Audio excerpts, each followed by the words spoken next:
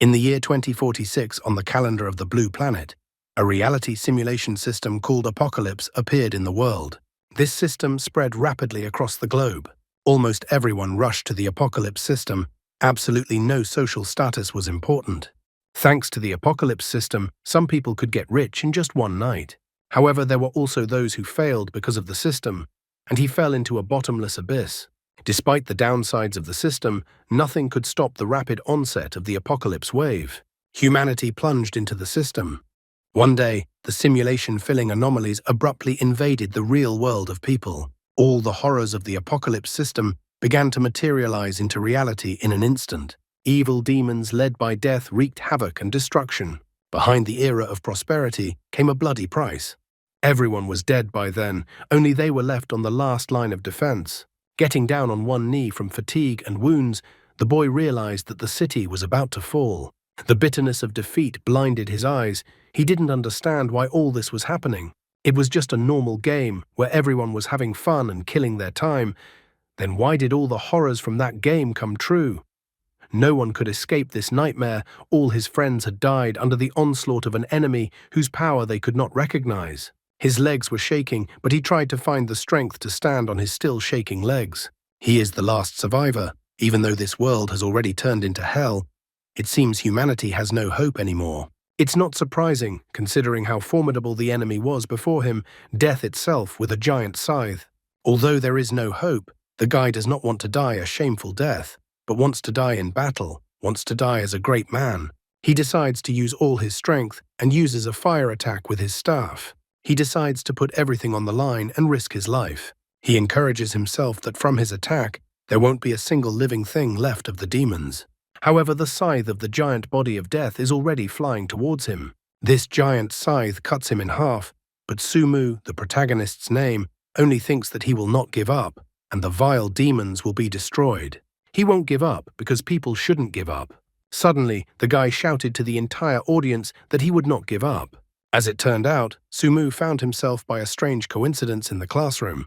All the students immediately stared at him with strange looks because he shouted like a fool at the whole class, where silence should be observed. The teacher is furious at his students shouting. With Sumu's level of knowledge, he was somehow allowed to sit for the state exams. So what can a student not like? He should be happy. The teacher asks Sumu to sit down at his desk, or else the teacher will have to confiscate his work. The boy looks at his hands and is still trying to come to his senses and realize what's going on. He thought he was dead after all. At this moment, a voice comes from the school speakers and informs that there are 5 minutes left before the exam starts, so the voice asks the students to make sure that they have received the forms, asks them to write their name and the number of the exam ticket. The words from the speakers make Sumu think that since it's an exam, has he gone back 10 years to when the Apocalypse game was launched? He still can't believe it. As he dipped his hand into his pocket, he found an interesting thing there, and that thing turned out to be a ring. When he took the ring out of his pocket, he was surprised to find that the Apocalypse ring had also returned with him. The teacher at this time had already freaked out and walked towards the guy with a very disgruntled look. The Apocalypse ring served as a means to enter the game, and since he already had the ring, there might be a chance that he could enter the game before the others. Sumu didn't fully understand why he was reborn. The teacher just freaks out and grabs the guy by the scruff of the neck. He calls Sumu an unworthy brat, and since Sumu is unwilling to sit in his seat and therefore interferes with the exam, the teacher is ready to kick him out of the class. The guy is infuriated by the teacher's words. He doesn't want the teacher to demand respect from everyone while calling other people scum. He remembers Teacher Chin in his past life. When the end of the world came, the teacher simply betrayed his students and ran away like a coward. The teacher doesn't understand what his student is talking about. Sumu decides not to waste any more time on useless studies. The teacher is simply enraged and tells Sumu to go back. However, Sumu is not like that. Why should he study? He has better things to do. He needs to play the interesting game Apocalypse. Studying is for wimps. Pretty soon, the others will realize what the Apocalypse really is. The teacher in this case is right and wrong at the same time. He calls his student trash. He also thinks his student just went crazy while he was playing his games. I guess back then the teacher didn't know about the 8th grader syndrome yet. The other students laugh with Sumu and what a clown the guy really is. One of the classmates thinks that Sumu even refusing the exam looks cool. Some of the classmates were surprised that Sumu dared to stand up to the headmaster. One of his classmates heard Sumu mention the game Apocalypse and remarked that it was the online game that had been talked about so much lately. Some of the classmates want to play after the exams are over or pick up the hottest guy in school. It's that time again, just like 10 years ago in 2046, on the calendar of the blue planet in the world. There is a reality simulation system called Apocalypse. We need to prevent what happened that time, when this system rapidly spread across the globe. It was just like the last time. Almost everyone rushed into the Apocalypse system. Absolutely no social status was important. In-game currency could be exchanged for real money, and 1 unit of weapons for a luxury car or house. Even some transactions between countries began to take place within the game.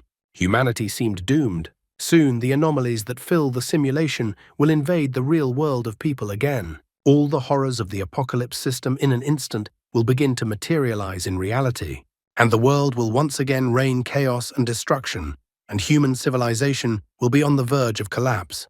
Then, in the face of a rapidly world-destroying catastrophe, humanity could finally unite to fight for survival. Even though humanity's strength in front of the gods and demons from the game seemed insignificant, people did not lose hope, and everything continued until the sun, moon, and stars disappeared from sight. Sumu exhaled now, for he remembered all those horrors again. He felt as if he was disconnected from the entire world. He didn't even know if it was a dream or an illusion. In the end, he decided that it didn't matter if he was the last one left in that battle. What mattered was that he was destined to be reborn once more. No matter what, he still needed to believe that the light of humanity would shine forever.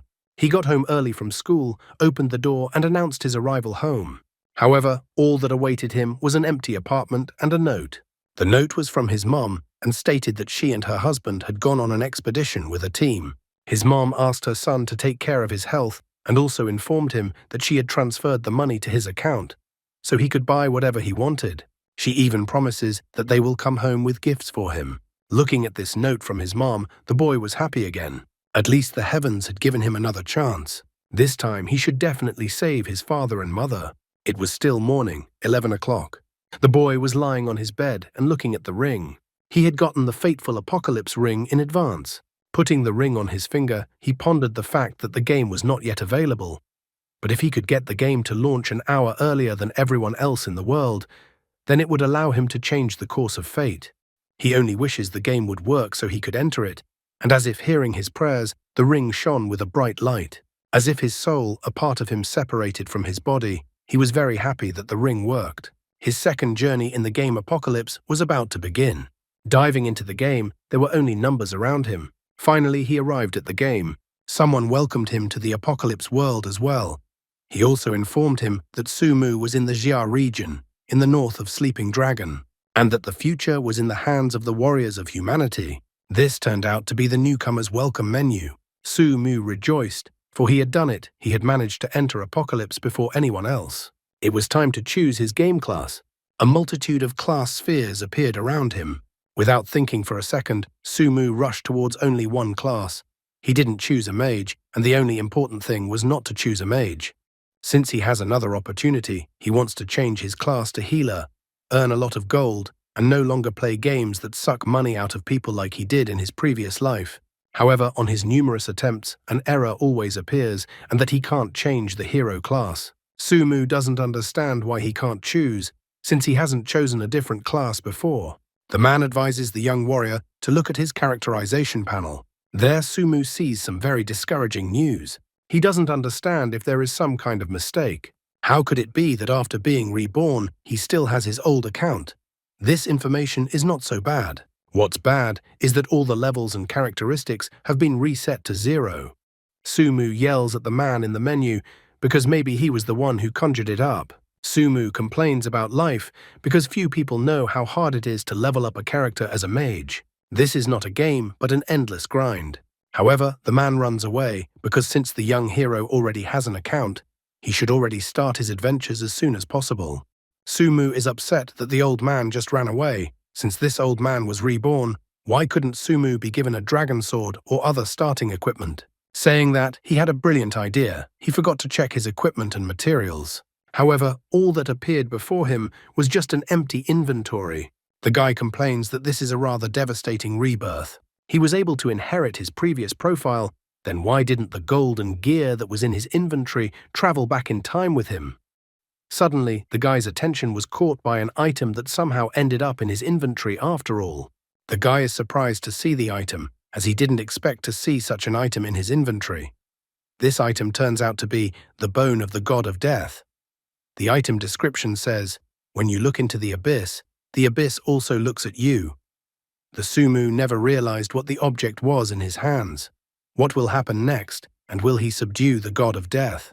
After looking at the item he received, Sumu complains that the item doesn't even have any characteristics. He is angry because it is a useless item to him. He doesn't understand where all the promised bonuses that are given to the reborn are. At the same moment, his body began to disintegrate into data. The game congratulated the guy for being the first player in the world of Apocalypse. So the game gives the guy the unique title of first player, the fastest man. What kind of weird titles does a game have? After that, Sumu finally got into the game. After booting up, he found himself in the newcomer village. The game immediately brought him a gift, a novice mage kit. Sumu also resented the fact that he was called the fastest man. He absolutely did not understand how he would carry such a title. But after looking at the title, his opinion changed. He had originally thought of something completely different. The title, The Fastest Man, increased some characteristics. Movement speed increased by 20%. Spell casting speed increased by 20%. Critical damage chance increased by 5%. Defense increased by 5%. Sumu's eyes lit up. He was already happy to have received such a title. He thought that such bonuses were simply amazing. The fastest man didn't hesitate. He quickly sets off to pump himself up. He was excited when he met the boars in the game. He missed them so much and prepared for battle. The enraged boars rushed at high speed towards the guy. But Sumu didn't stop it, because he is now a mage and decides to try out the fireball on the boars. After reaching its target, the fireball did only 12 damage.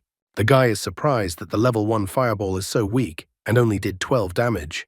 He's upset that his rookie era is far behind him and that it's now too hard to adapt. All he has to do now is run away from the enraged boars. He even asks the boars to calm down. He used to be able to destroy all the boars instantly, but now he has to run away shamefully. Suddenly, the guy heard some noise. He stopped, and the boars that were chasing also stopped. In the distance, some figure could be seen. It was a girl whose clothes were torn in places. The girl was screaming, calling for someone to help her. She was asking for help for a reason, for behind the girl ran a huge boar. It was the Boar King. The game instantly offered a special task of the main storyline. The hero saves the beauty. It was necessary to kill the Boar King and rescue Xiaohua. The reward was 20 gold coins and 500 experience points. This was his first hidden assignment. Considering the extremely low chance of activating hidden assignments, the guy considered it a success. It even seemed to him that luck had finally turned his way, even though he was surrounded by a mob of boars. Xiaohua jumped into the guy's embrace and was glad that the warrior had finally come. The guy was also about to hug the girl and was happy to see her. However, at the same instant, he gave Xiaohua a slap that she didn't expect to receive. Not only the girl, but also the boars and even the Boar King froze in surprise after seeing this. Xiaohua doesn't understand why a brave warrior would do such a thing. Sumu even scoffs at the girl because she was supposedly just picking mushrooms and then encountered wild boars, and then they suddenly chased after her. Xiaohua flaps her eyes with uncomprehending eyes and doesn't know how the guy knew all this. Then Sumu tells him that he knows how the girl used to steal her grandfather's jewelry as a child to exchange it for candy. Also, the girl used to plant frogs in the well of old man Wang, who lived in the neighborhood. Sumu also knows that the girl is a filthy demonic creature and that she was going to seduce him and then take advantage of the opportunity. Suddenly, the girl's skin is covered with red symbols. The guy is not surprised that the girl can't get over the fact that he exposed her. The girl couldn't just let it go because the guy knew too much about her. The system in the game informed the guy that the demonized Xiaohua was in front of him. Her health was 500, mana was 100, attack was 50, defense was 20, and speed was 20. There was nothing left of the girl's beautiful and innocent image. She was like a fury, displeased with the fact that the guy was spying on her. However, the guy reassures him that it wasn't even his knowledge, and that it was just the bloody experience of players from his past life. At the same instant, Xiaohua decides to end the poor guy's life. But at the last moment, Sumu still manages to dodge the attack and he escapes, asking the boars to detain the girl. Xiaohua did not ignore the boar and attacked him first. The boar did not ignore such a provocation. Sparks even flashed out of his eyes like lightning, and he also rushed to attack the girl. However, the poor boar king was destroyed in an instant. Xiaohua didn't even feel it and instantly slashed the boar king. The girl rushed after the guy and declared that the guy was in for the same consideration as the boar king. Sumu started to run away and wondered what he should do. He couldn't think of anything stupider than to say that the girl's underpants were visible. Xiaohua immediately stopped to take a look to see if it was true. However, at that moment, Sumu attacked her with a fireball. The fireball deals 100% damage to a single target. It requires 10 mana to use. Its range is 35 meters. Its duration is 1 second. With a 10% chance of activating the effect, falling fire meteors. This fire attack has successfully reached its target. The burnt Xiaohua is furious. The wretched little man dared to mock her, so he should only belong in a coffin. At this point, Sumu decided to make a reference to the running girl meme. Without being distracted, the guy attacked the chasing girl again. Trying to break away but keeping his distance, Sumu attacked Xiaohua with the fireball again and again. He taunted the girl by teasing her to catch up with him. Sumu remembered that the guide he had read in his past life talked about this demon. The magic demon in front of him drew energy from the magical air that was in this forest. That was why the demon couldn't leave the forest. According to those memories, the demon wouldn't be able to move if she moved further than 10 meters away from the forest. Based on this knowledge, at some point, Sumu stopped and began to encourage the girl to attack him. Xiaohua is furious and ready to tear the guy to pieces, but Sumu for some reason keeps joking around with the girl. Suddenly, Xiaohua stopped right in front of the guy. She didn't realize why her body didn't move. The guy keeps teasing her, asking her to rack her brains. Immediately afterward, a meteor shower formed in the sky. Sumu tells the girl not to even ask for mercy. The meteor shower rained down with all its might on Xiaohua, who was still unable to move. Even when all burned up, she fell to the ground. She still couldn't move. The game at the same moment congratulated the guy for defeating the demonized Xiaohua. This resulted in 500 gold coins and 1,500 experience points. The game also congratulated the guy on completing the special assignment. The hero rescues a beautiful woman. For this task, the guy received 20 gold coins and 500 experience points. It also turned out that Sumu had completed another hidden task, demonized by Xiaohua. For this quest, the guy received 1,000 gold coins and 10,000 experience points. Once again, the game congratulated the guy because his level had increased to level 2. Sumu even laughed because the probability of summoning a rain of fire was only 10%, so luck was clearly on his side today. Now Xiaohua could not escape from him. He crouched down next to the girl. The guy was so excited about this hidden task since he had risen to the 2nd level so quickly. So he decided to examine the girl and see what reward she was hiding. Suddenly, the death god bone appeared in front of him once again. He was surprised that the death god bone glowed with some strange and frightening aura. He couldn't believe that from the level increase, the item's level had also increased, and the item's level became the first. He didn't understand what was going on with the death god bone item. In his past life, he had never heard of the existence of such an item. Based on the name, he thought that it was a rather rare artifact. The system window reported that the Death God Bone item had not been activated yet. To activate this item, one had to find Tree of Life Essence, Mummy Belt, 3,000 pieces, Dried Blood, 3,000 pieces. He was shocked, and it seemed like a mistake to him. After all, how could it be that an item required so many materials? In the end, he decided to do the pumping first. He could easily obtain all the resources mentioned in the newcomer village. As a last resort, he decided that he would grind non-stop until he obtained those resources. After a while, the girl came to her senses. She reported that she was taken over by an evil demonic spirit, so she thanked the guy for saving her. Because of saving the girl, the guy received a heavenly fire staff, which has not been recognized yet. The guy also received a Xiaohua hairpin.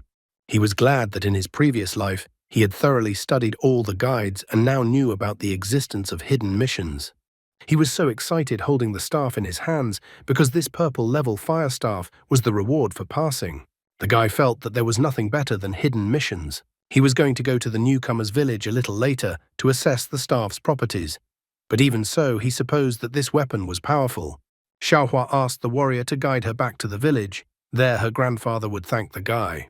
The game offered to accept a quest, Flower Escort, the main storyline. For this task, the game offered a reward of 10 gold coins and 100 experience points.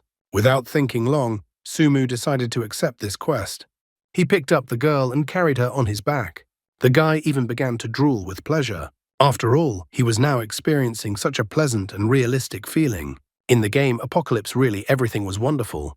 So the guy left the Green Bay Forest location and headed to Qingyu village with the girl. A little while later, Sumu arrived with Xiaohua at Qingyu village, which was quite crowded. Almost immediately, the overjoyed girl greeted her grandfather and told him that she had returned. Her grandfather turned out to be the village headman. He was worried sick to his stomach about the girl, so he was very happy that the girl was fine and she was okay. Tears even formed in his eyes. Xiaohua immediately confessed to her grandfather that if it wasn't for the brave warrior who brought her to the village, she would have never seen her beloved grandfather again. At the same second, a notification appeared that the task, Flower Escort, had been completed. For this task, he received 10 gold coins and 100 experience points.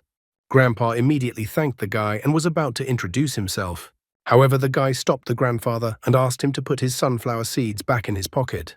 The guy also asked that the grandfather leave all the welcoming speeches for later and give him a new task.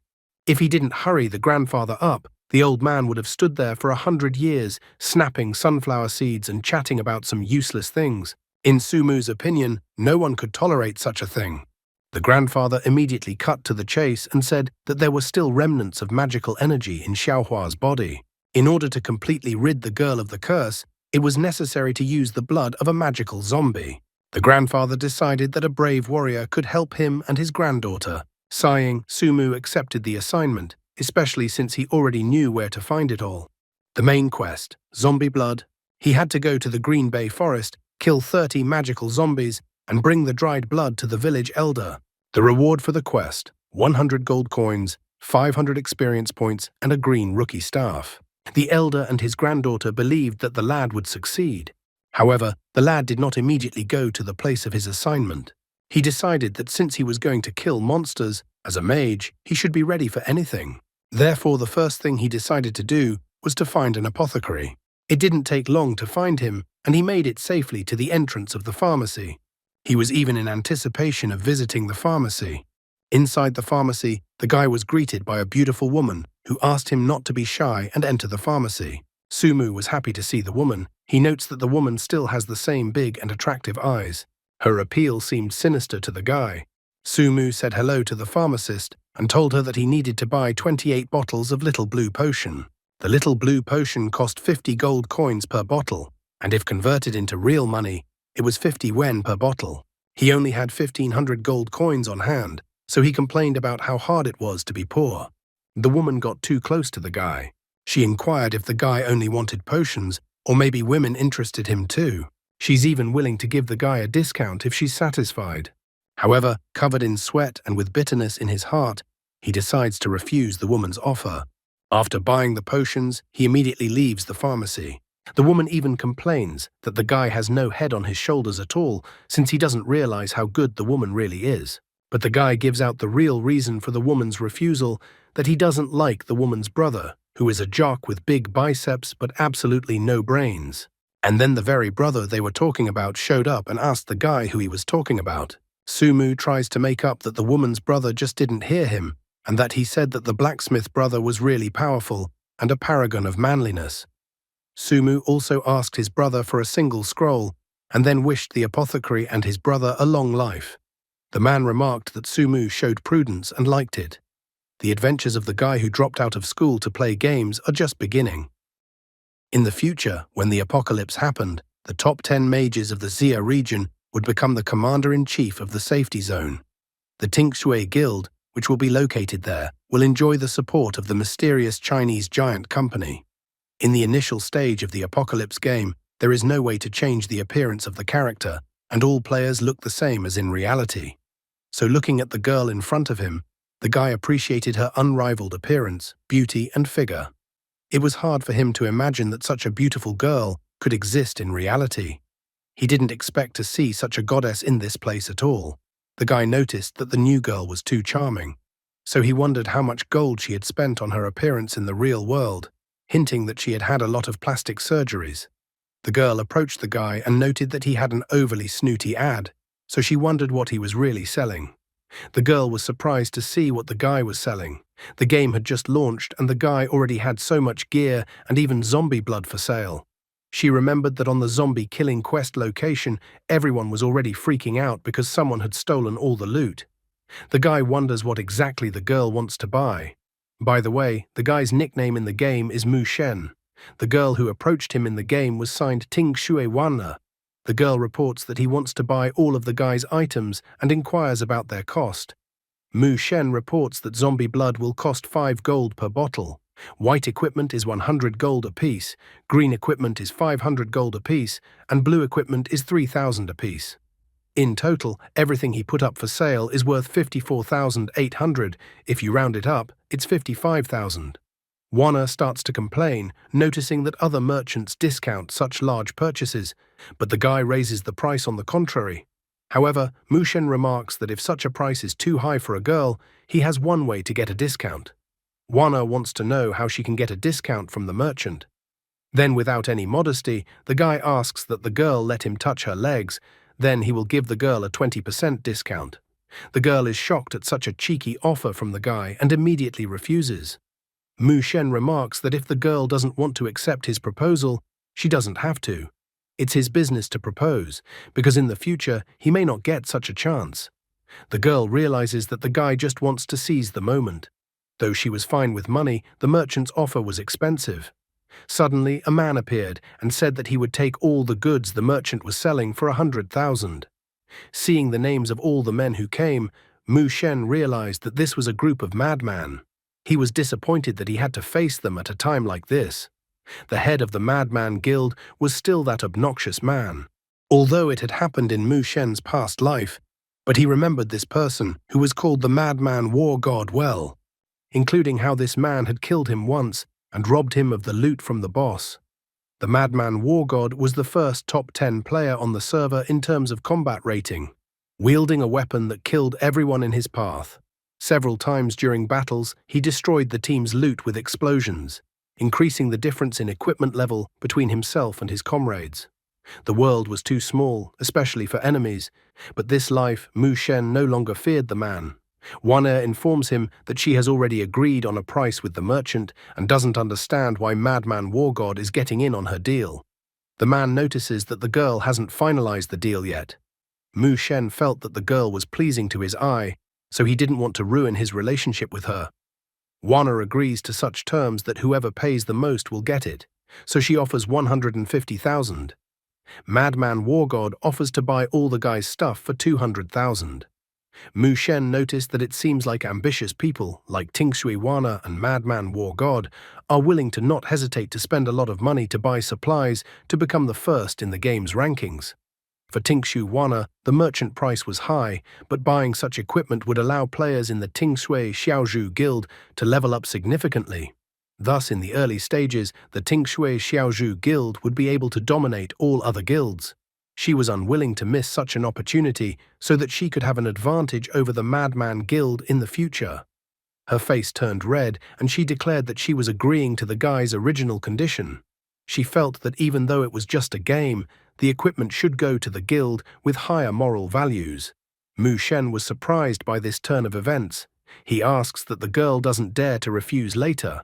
The guy declares that he has decided to sell all the goods to the beautiful girl, so he tells the Madman Guild to fuck off.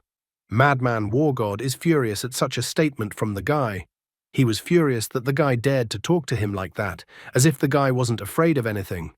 Mu Shen says that he doesn't care who is in front of him, and don't let the man stop him from doing business. Madman War God curses the guy and advises him not to go outside the safe zone. The guild man asked the boss not to get angry, as they would surely massacre the merchant as soon as he left the village.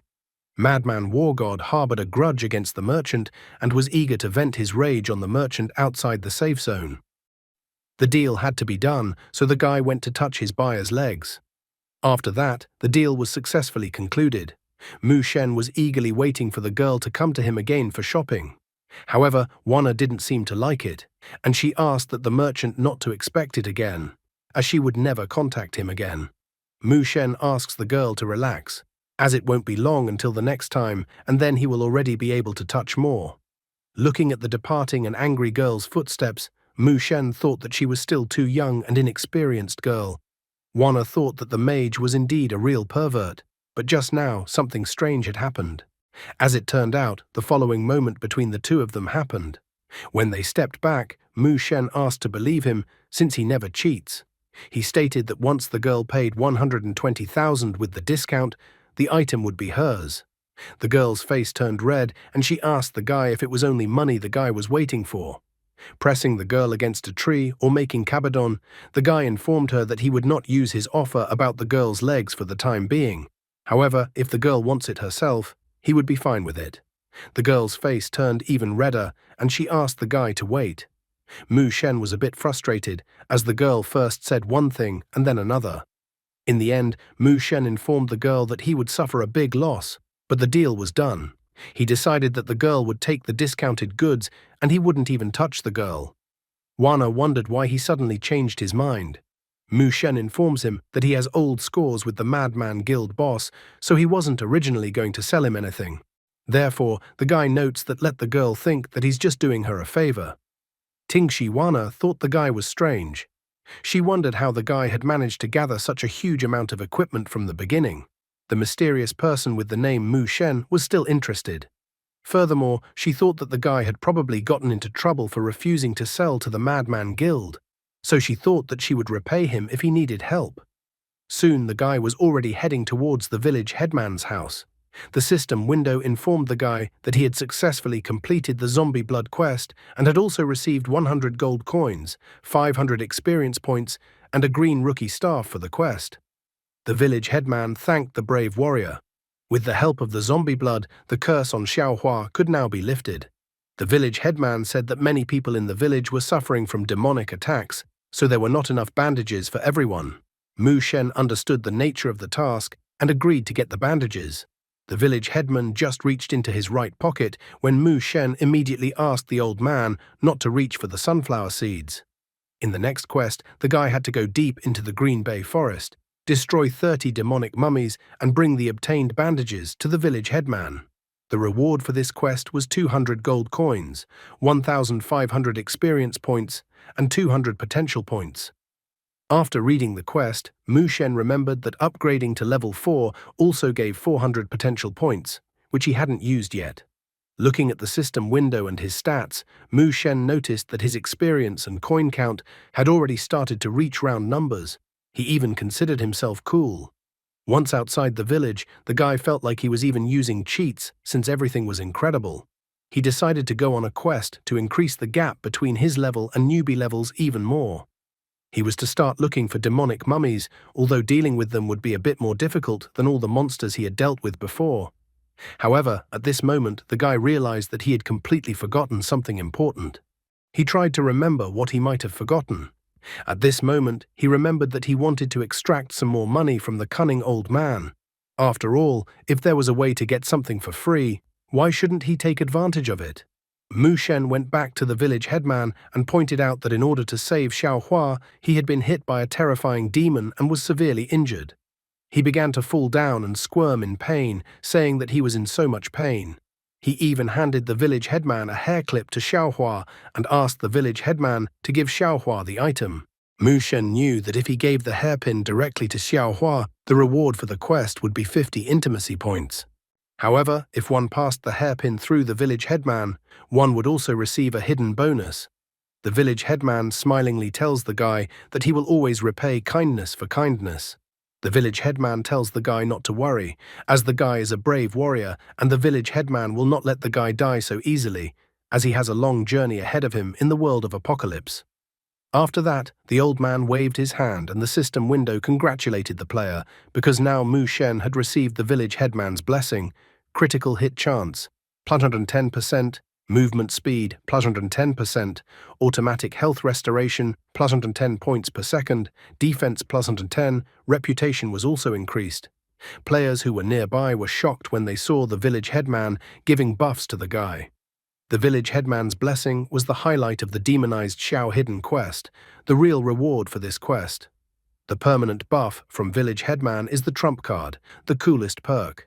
The other players started to repeat the guy's actions and asked the village headman to give them the village headman's blessing, but the old man had absolutely no idea what to do in such a situation and wasn't going to give any buffs. Mu Shen thought the players who repeated after him were just a bunch of simpletons. He thought that other players should go and farm the monsters better, and he wanted to be the first to defeat the first dungeon boss. After receiving a bonus from the village headman, the guy left the village. He went to a very dangerous location for newcomers. Due to the loss of 5 health points every second and the inability to use healing potions, a normal player probably wouldn't last 30 seconds in this location. However, the guy had the village headman's blessing. The cleansing elixir mentioned in the game's notification for the guy cost 200 gold per vial. One could only survive in this forest by using it non-stop, forcing many people to invest in the game.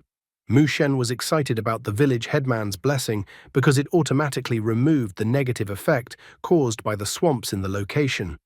Suddenly, Mu Shen heard a frightened scream coming from in front of him. The screamers were a guy and a girl. They were running away from the monsters. The guy was asking the girl to run faster, and the girl was panicking that the monster would catch up with them soon. At the same moment, one of the mummies grabbed the girl, wrapping her with its bandages. The mummy then dragged the girl towards her. The guy turned around and fearfully kept running away. He only had time to run to Mu Shen and wanted to say something to him, but at the same moment, the mummy stabbed him in the back, strengthening the bandages and turning them into a kind of blade, which pierced the guy. The mummy then fiercely pulled the guy towards him, tossing him into the air. The monster was a level 5 demonic mummy. The mummy was described as having its flesh stripped off and its soul imprisoned in a cage. The mummy was destined to be in eternal darkness. Mu Shen was not surprised that the 2 rookies were killed so quickly because they were facing a level 5 monster with a ranged attack. The guy thought that the speed of such monsters was not very fast, which was to his advantage. He took out his staff and decided to show the monsters what a real magician was like. In an instant, Mu Shen fried one of the mummies to the surprised looks of the other mummies. Then he began to run away, causing the other mummies to rush after him. This situation only pleased the guy, because now he could deal with a crowd of mummies in one fell swoop and easily obtain the necessary materials. He even began to encourage the monsters to chase after him. Mu Shen remembered that there was a dry forest area in the swamps of this location, so he wanted to lure all the monsters chasing him to that place. Soon the lad managed to arrive at the Death Swamps, an area of dry forests. He easily jumped across the swamps to the other side of the bank. The guy was glad that the stupid monsters fell for his trick. The monsters froze at the other end of the bank as if they were powerless. Mu Shen kept taunting the monsters and urging them to get to him and attack him, and then the guy attacked one of the mummies. The monsters were furious that some guy was so underestimating them. They lightning fast all rushed to attack the guy. After dodging their attacks, Mu Shen notices that the mummies are certainly fast, but for a veteran like him, they were still too slow. As soon as a few of the mummy's bandages reached the guy, he intercepted the bandages and started pulling the mummies around the tree. He used this maneuver to tie up the rest of the mummies. It was as if the monsters were caught in a spider web and couldn't move.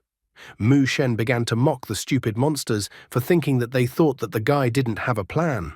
Then the guy lowered the helpless monsters into the swamp up to their waists. Now he only needed to use one spell to deal with the monsters with ease. He mocks the monsters again, noticing that such stupid monsters can only corner newbies with ease.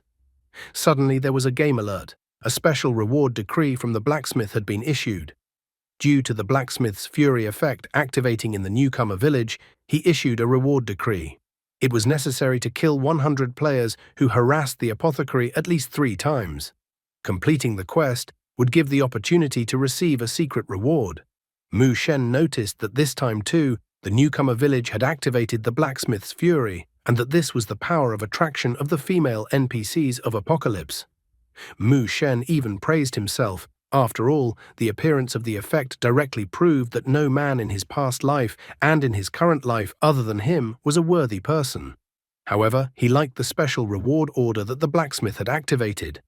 Thus, someone had already definitely accepted the offer of the blacksmith's sister who works at the pharmacy. It's funny how Mu Shen suddenly calls newcomers fools when he himself was exactly the same in his past life. That's how power and information change people. What path the guy will have to overcome, and what kind of punishment the Madman Guild will direct towards him, remains to be seen. Mu Shen was only happy to destroy 100 noob men who couldn't restrain their animal instincts. He was going to deal with the mummies first, thus raising his level to the 5th level. He even noticed that if he could utilize his game skills from his past life, it would be a fairly easy task to destroy 100 weaklings. He then easily destroyed the trapped mummies by incinerating them. The game system immediately congratulated the guy for destroying the demonic mummies. As a result of this challenge, he received 69 experience points, 4 gold coins, and a shattered star skill book. Even though he couldn't use the book and the skill in the book seemed mediocre, but he still imagined how he would be able to sell the book for a few thousand gold coins. The Shattered Star skill book is applicable to the warrior class. Quality: white. Shattered Star allows you to increase mana by 10%, increase defense by 50%, increase physical attack by 5%, and the chance to ignore an enemy's defense with a normal attack by 10%. Duration: 15 seconds. Cooldown: 10 minutes. Suddenly, the system reported that one of the 100 players who were harassing the apothecary had been destroyed. The guy was surprised that he had managed to destroy one of the right players so easily. He felt the pleasure of destroying monsters while destroying noobs. Meanwhile, in the Mushroom game chat, Picha complained that she had spent 1,000 gold on a cleansing elixir and didn't even have time to finish off the mummies before she was destroyed by a fireball spell. I Have 3 Wives noticed that the same thing had happened to him. Cute Bunny wondered if there were any brave warriors around who could give some cleansing elixir. The magical energy in the forest with the mummies was causing Cute Bunny to lose too much blood and feel pain. At the same time, Madman Wargod brought his entire Madman Guild. He stated that everyone who complains is just a bunch of pathetic noobs who can't do anything but blame the game. He stated that this difficulty level is just for someone like him. After that, he ordered his entire Madman Guild to advance to the Mummy Zone. All of the Madman Guild members ran with their leader towards the mummy location. One of the players watching from the sidelines noticed that Madman were incredibly strong guys and that they even chose the same names.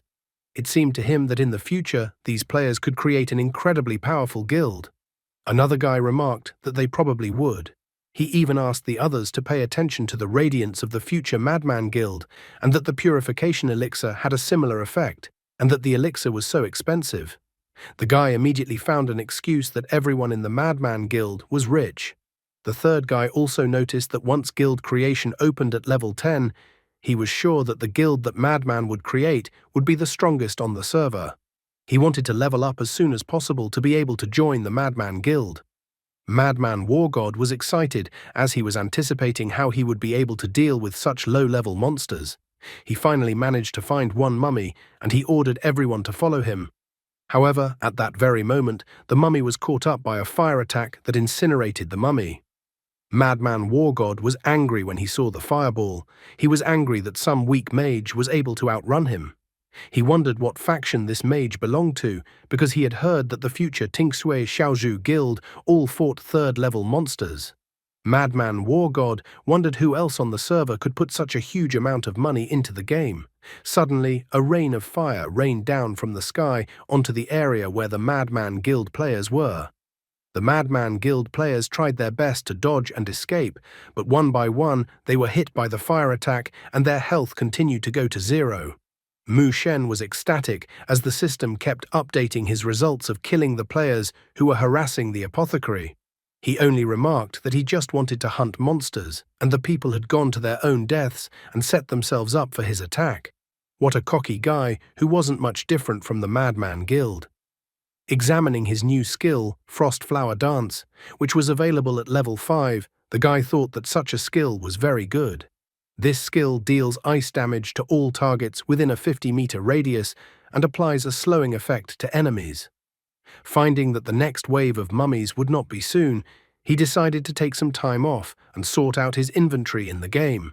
More than 100 pieces of equipment and 12 skill books fell out to him. What pleased him the most was that he had earned a good amount of money again. After looking over his inventory, the guy decided that now would be a good time to write a message to Ting Sui Wana with a favorable offer for the girl. He even hoped that in exchange for the equipment, he could ask the girl for something interesting. He was already looking forward to meeting Ting Shui. The only thing that frustrated him was that he was still a few dozen people short of completing the blacksmith's quest. Mu Shen wanted to meet all the Madman Guild members 2 or 3 more times to destroy them and fully complete the quest. The guy had heard that the skill book carried by the Madman Guild members was a really great thing for mages. Shadow Movement Skill Book. It consumes 50% mana, increases movement speed by 30%, and provides a shield that absorbs 10% of magical attacks. The most enjoyable aspect of the skill for the guy was the 30% increase in movement speed. After all, regardless of running away from someone or chasing someone himself, it was incredibly useful. Therefore, the guy didn't delay and immediately read the Shadow Movement Skill Book. After that, he decided to reach level 6 and then log out of the game to eat. Then he was going to go back to the game and pass the first boss of the game to get the achievement for the first playthrough. Meanwhile, in the Demon Swamp location, in a place that was in another part of this location, the mysterious girl Yu Mu, along with Death Song, Death Chant and Pale Ghost, were destroying the mummies. Yu Mu reported that she already had enough items, so her was going to leave the group that had formed. Death Song asked the girl not to leave and to continue working with the team. Death Chant also suggested working as a team, because then no one would stop them. Pale Ghost also remarks that if it wasn't for the girl's healing spells, they wouldn't have been able to deal with the mummies. Everyone wanted to get such a pretty girl in the group. However, the girl thought all these guys were superficial and disgusting. However, Mu Shen had already managed to attract the beauty's attention to his person. Death Song reveals that he will be starting a guild soon, and he would like a girl to join him and become his deputy. Death Chant supports this option because if Yu Mu becomes a deputy in their guild will become the most popular on the server. However, Yu Mu told the others to shut their mouths and then attack the mummy, which the others didn't even have time to pay attention to. Death Song was surprised that the mummy had appeared so quickly. What surprised him even more was that Yu Mu noticed the mummy faster than them.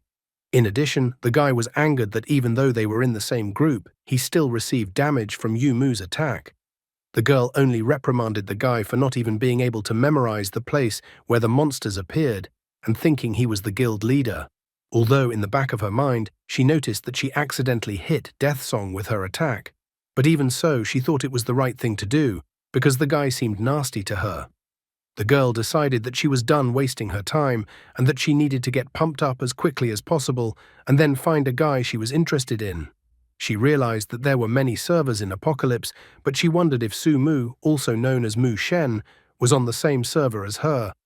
Death Chant asks Death Song not to be angry. He even contemplated using the Force to tame the girl because everything was too realistic in the game. Pale Ghost also confirms this idea because he doesn't like that the simple girl thinks she is strong and he wanted to show her what a real man is like. However, Death Song is against this idea. He believes that the others just do not realize that the girl with a character. The guy thinks that he will definitely get this girl soon. The other two immediately started praising their leader and declaring how cool he is.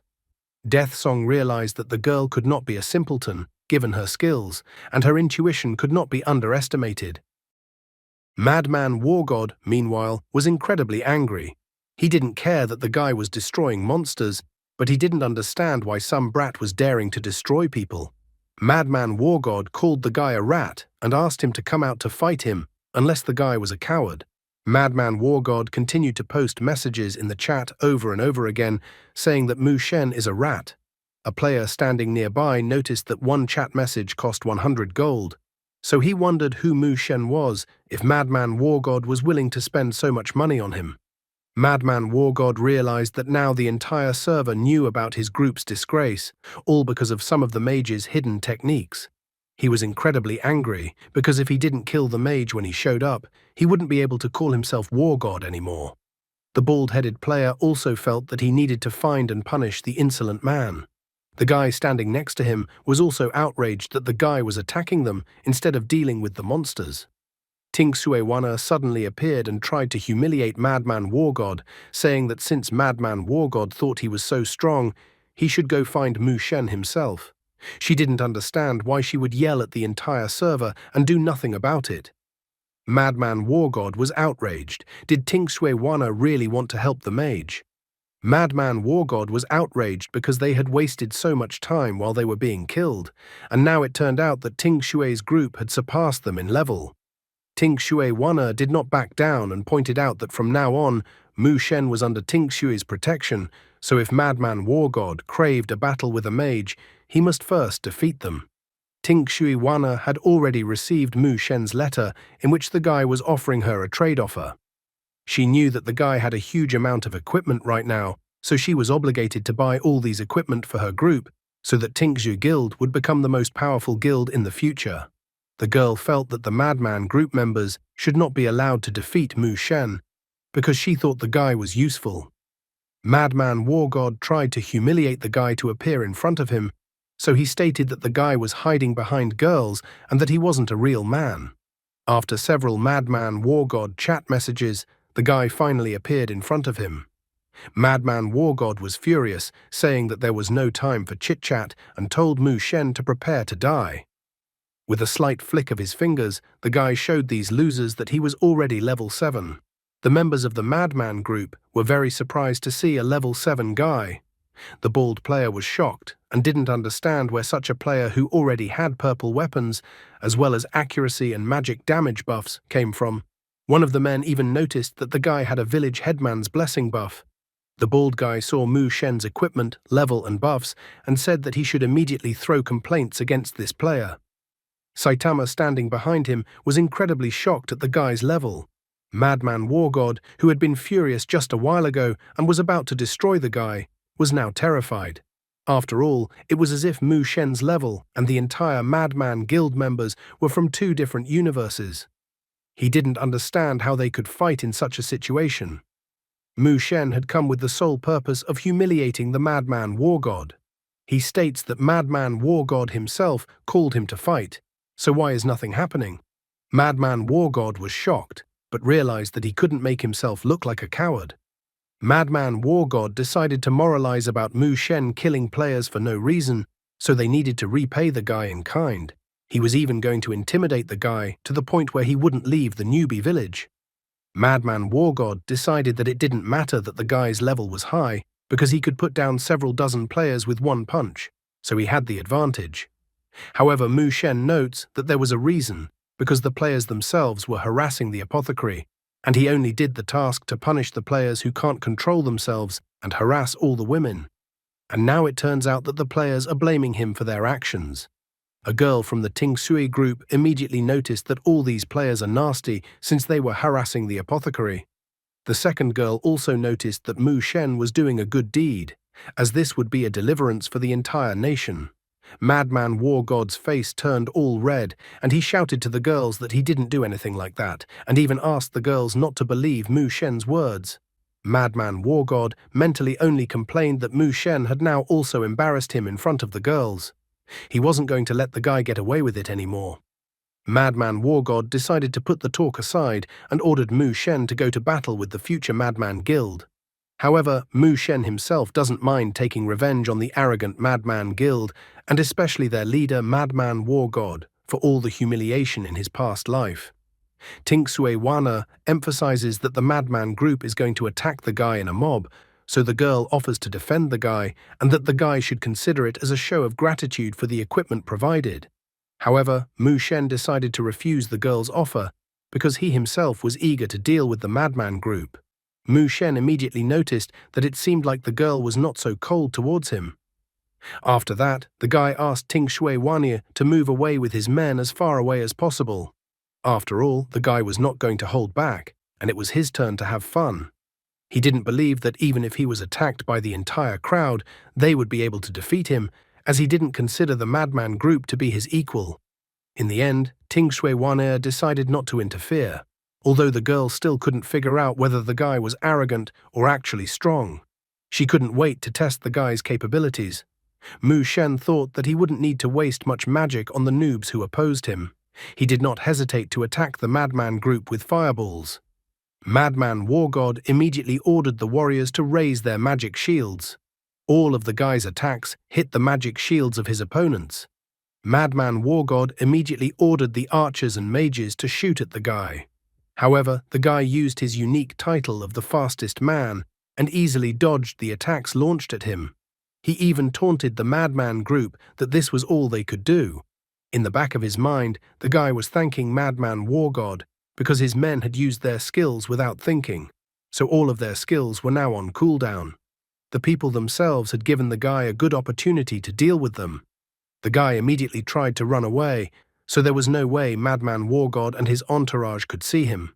They complained that they couldn't see the guy at all. Mu Shen realized that against such a crowd, it was best to use mass ice-type skills. If he could activate the universal control effect, it would be even better. One of the guys in the chat room wonders what Mu Shen's title is and where the title came from. The other guy reports that the title is called the Fastest Man. He was embarrassed to name this title, but he noticed how useful the title is and how the title allows the guy to move with incredible speed. Mu Shen decided to take advantage of the situation and test his new skills. Mu Shen used his new skill Frost Flower Dance and wowed the entire Madman group.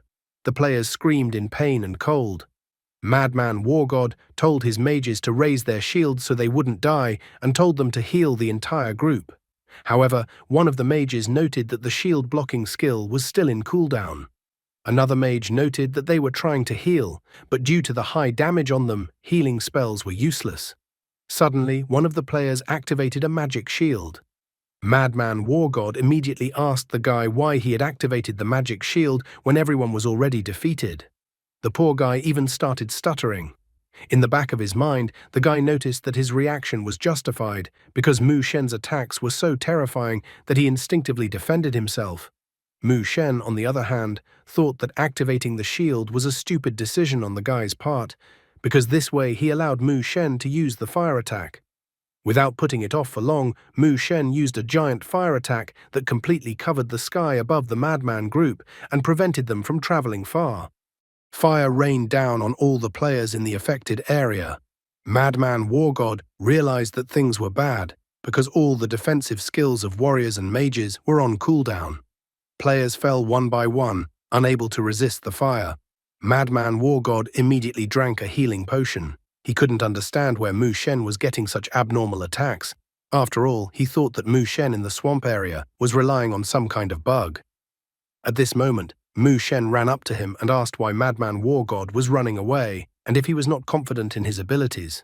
However, Madman War God told the guy not to come any closer to him, or else he would deal with the guy seriously. Madman War God complained that all the healers were already dead, and the red health potion couldn't fully help him.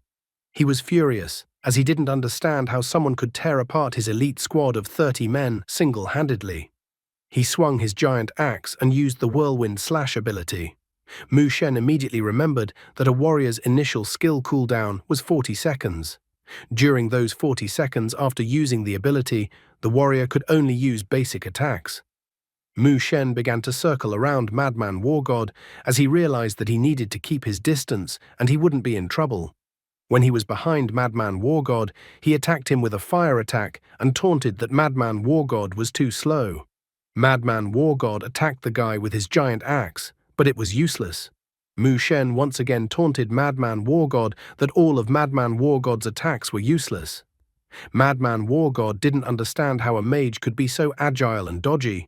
Mu Shen even declares that a man should not retract his words. Suddenly, he asked Madman War God to wait. Madman War God has never thought of himself as stupid, and he states that he understands everything perfectly, for now his skill was once again available.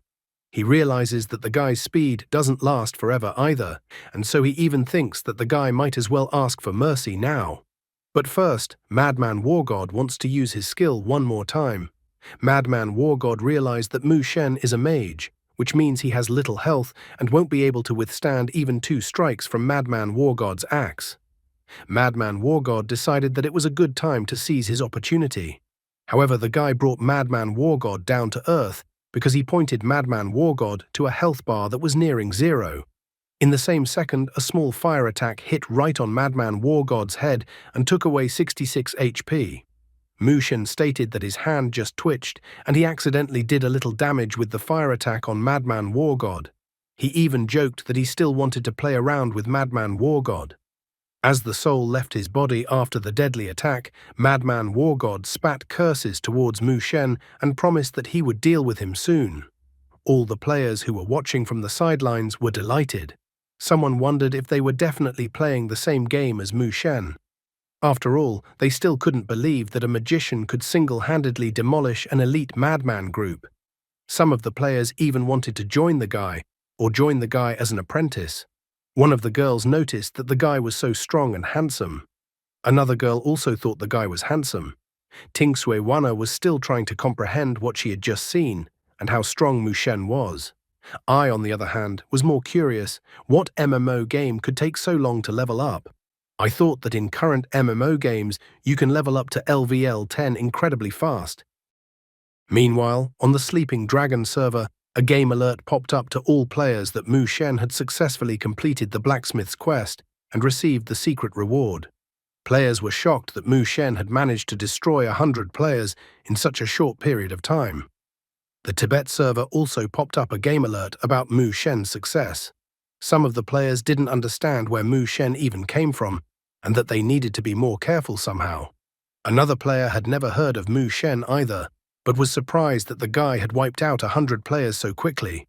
On the Misty Jiangnan server, a panting player was shocked because he hadn't even had time to eliminate half of the 100 players, and Mu Shen had already accomplished the task. He had already made plans that he would definitely meet Mu Shen in the future. On the Distant Emperor's Hall server, a red-haired guy was holding a broadcast. He complained to the audience that he only had 20 players to kill before completing the quest, but someone beat him to it.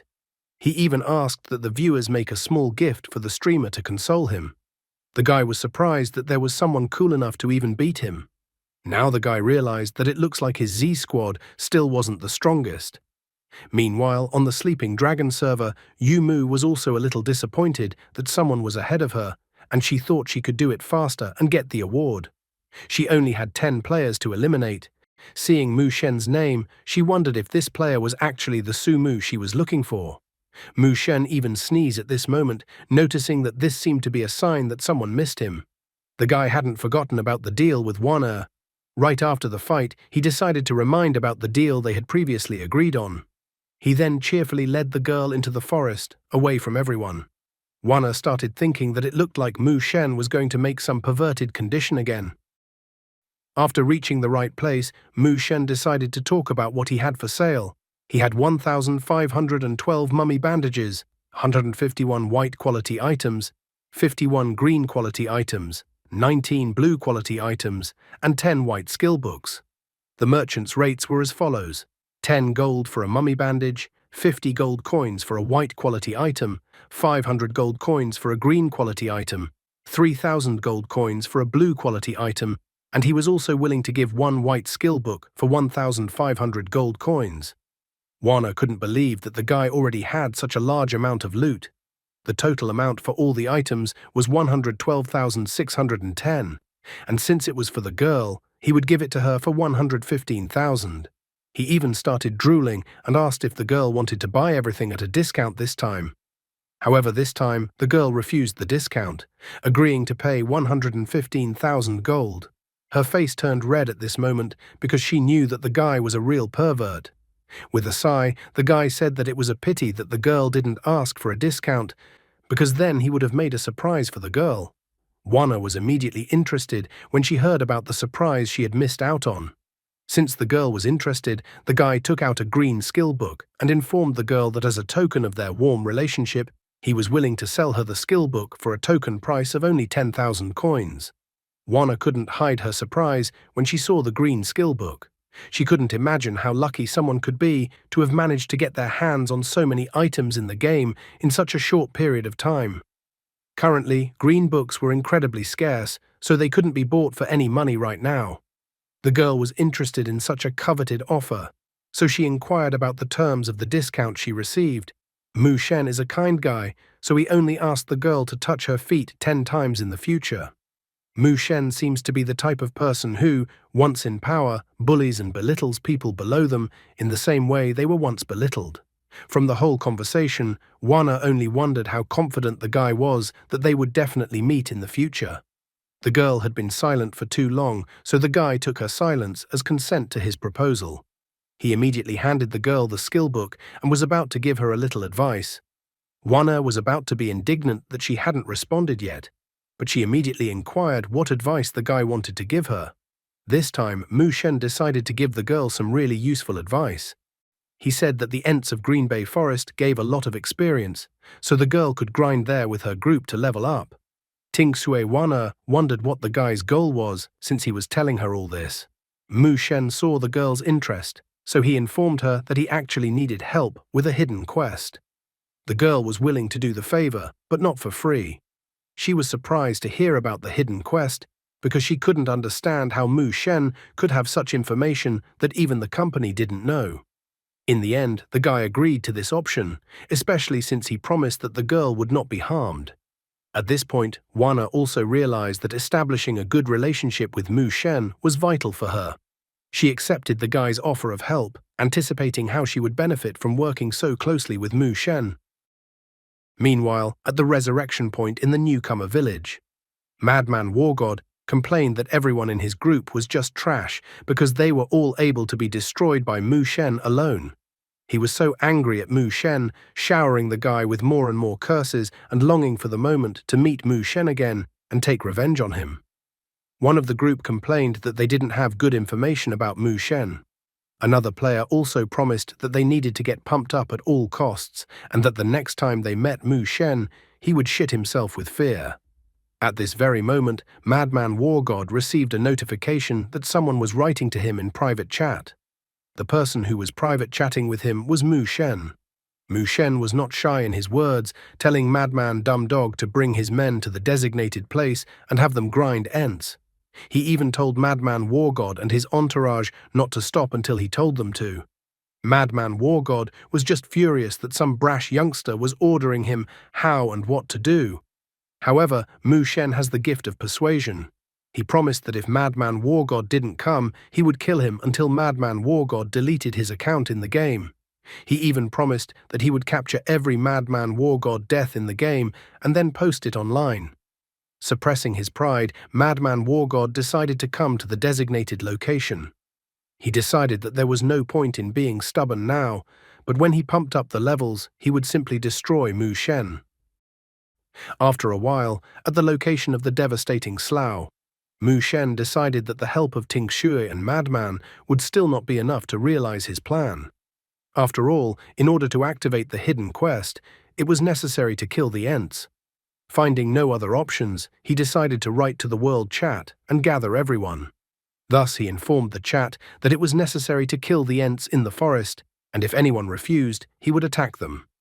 Wana decided to support and also informed that anyone who disobeyed Mu Shen's order would also be forced to fight the Ting Sui group.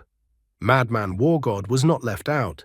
Trying to save face, he reported that Madman's group were the first ones who were going to go beat up the Ents. Mu Shen was glad that along with his group, had stood up for him. After a while, it was still in the same place. Mu Shen noticed that his assistants had been fighting the Ents for quite some time, which meant that they should have finished mopping up soon. The guy even thought that he needed to stretch his decrepit bones, because this place could actually knock out some rare equipment. In his past life, a little-known professional player had pointed out in a guide that one should wait by a tree, under which thoughts would take you far away. Therefore, after taking another look at the tree in front of him, he thought that this was the most suitable one. Mu Shen even began to wonder if this player had deceived him. Because if the player had lied in the guide, Mu Shen was a complete fool to start this whole operation and was wasting his time. Suddenly, something fell on his face from above. Mu Shen was furious that a bird had pooped on his face. He was outraged that this feature still hadn't been removed from the game. The guy thought that this was a real bullying of honest people. However, his mood changed dramatically when he discovered that the hidden quest had finally been launched. All players received a notification from the game. After 30 minutes, a quest awaited players from the newcomer village. The game offered to fight the tree god and endure his vengeance. Players who successfully fight back the enemy receive a mystical reward, but if defeated, players receive minus 100,000 experience points. Mu Shen was dissatisfied because the mysterious player was clearly a cheater. He even remarked that if he ever saw that player posting any guides on the internet again, he would try to expose that player. Furthermore, he would like to meet this player in the game and destroy him in the game. After that, the game announced that the Tree God quest would start in half an hour. Players were surprised that after Mu Shen sent them to destroy the Ents, a strange notification appeared. Someone even thought that the quest looked too complicated and that Mu Shen had set them up. Some complained that they were doomed, because if they failed the quest, they would lose 100,000 experience points. In the end, Mu Shen decided to return to the newcomer village. He wanted to use the half hour before the quest to his advantage. First, he would go offline to eat and then hide somewhere for his entertainment. However, all his plans were shattered at once. As soon as he teleported to the newcomer's village, he found himself surrounded by a crowd of angry players. Everything looked like the players were defrauded depositors of some financial pyramid scheme who managed to find the founder of the financial pyramid scheme. Mu Shen immediately asked them not to gather in a crowd just to meet him. All the gathered players wanted an explanation about the Tree God. Many players felt that their current level wasn't enough to fight the Tree God. Someone even stated that if they had recognized Mu Shen earlier, they would have shelled out a large sum of money to keep Mu Shen offline. However, Mu Shen just brushed them off, calling them cowards since they had already given up and believed that they would fail the quest. The guy standing right in front of him was surprised that Mu Shen assumed that he could complete the quest. The girl standing next to him was incredibly optimistic. She even began to praise Mu Shen. Mu Shen stated out loud that it was impossible to work on an empty stomach, so he went to eat. The other players also felt hungry after Mu Shen's words. The blonde guy even assumed that the guy was a master of persuasion, so he too wanted to eat before they all went on the quest. The girl was also optimistic. After leaving the game, Sumu, also known as Mu Shen, headed to a nearby diner. While he was eating a burger, many people were discussing the game Apocalypse behind him. One guy was asking another guy if he had played Apocalypse. He was excitedly praising the game because even the NPCs behave like real people. The other guy also played, sharing his experience of being killed just because he touched a pharmacist. The guy earned a few thousand gold by selling materials at the stall, and the NPC beauties only accelerated his earnings. However, Sumu was glad that a capsule had finally been delivered to his door. He was happy because when he returned to the game, he would defeat the Tree God and obtain the essence of the Tree of Life. With this item, he would finally be able to activate the Death God Bone. Hearing the talk around about the game even in the diner, the guy began to realize that more and more people were starting to play. He was surprised, as the interest in the game was higher than he remembered in his previous life. The guy only naively wanted to believe that this time humanity would expect a better outcome than in his past life. Suddenly, Yumu, who had been looking for him on the servers all this time, approached the guy. She was surprised to see Sumu in front of her. The guys who were also playing the Apocalypse game drooled over the girl, even putting her beauty above that of a pharmacist. However, the red-haired guy asked the others to temper their fantasy because the girl is the main beauty of the neighboring school. The blonde guy began to complain that the guy was lucky because the most beautiful girl of the school was dating him. He could not understand why the guy is better than him and where such injustice in this world comes from.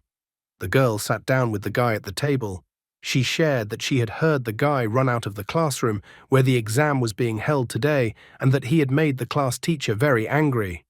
Sumu did not deny anything. The girl was surprised that the guy wasn't ashamed of his act at all. It was strange how time flowed. So many things had happened in the morning, as if a week had passed. The girl's name was Jiang Jiyu. The guy was not even close to her, so he did not really understand why the girl decided to talk to him on her own initiative. Jiang Jiyu even offered the guy to eat together, plus she was going to give him a treat. However, Sumu stated that he didn't have time for that. He felt that he wouldn't have to socialize much with Jiang Jiyu in the future anyway, so the best option would be to go home and play a game. After making his decision, the guy cleaned up the trash behind him and then headed home. The girl even tried to see if Sumu was playing on the Sleeping Dragon server for the last time. She wondered why the guy was so cold to her, even though she had never done anything bad to him. The girls immediately approached her. They were surprised that some guy dared to ignore Jiang Jiyu and wondered who Jiang Jiyu was so interested in that she approached him. After a moment, they managed to remember that the guy's name was Su Mu. They remembered that the guy was someone who had left the exam today just to play the apocalypse game. They didn't understand how such a stupid guy could like Jiang Jiyu. The other girl thought the situation was funny, because then there would be a pairing of the best student and the worst student. However, Jiang Jiyu thought that the girls were talking nonsense, calling Apocalypse just a game. Jiang Jiyu immediately recalled the many times Sumu had been by her side, saving her from dangerous or embarrassing moments. Once the guy had even given the girl who was like a princess a gift. Therefore, looking at the back of the departing guy, the girl didn't understand why he started avoiding her. However, as it turned out, Sumu was avoiding the girl intentionally. Memories from his past life told him to stay as far away from Jiang Jiyu as possible. He certainly didn't feel like a hero saving the world, but he wasn't going to sacrifice the safe zone, so they had different paths. Upon arriving home, there was a rather impressive capsule waiting for the guy, which was used for the apocalypse game, which he immediately climbed into. Where the guy got the money for such expensive equipment is not really clear.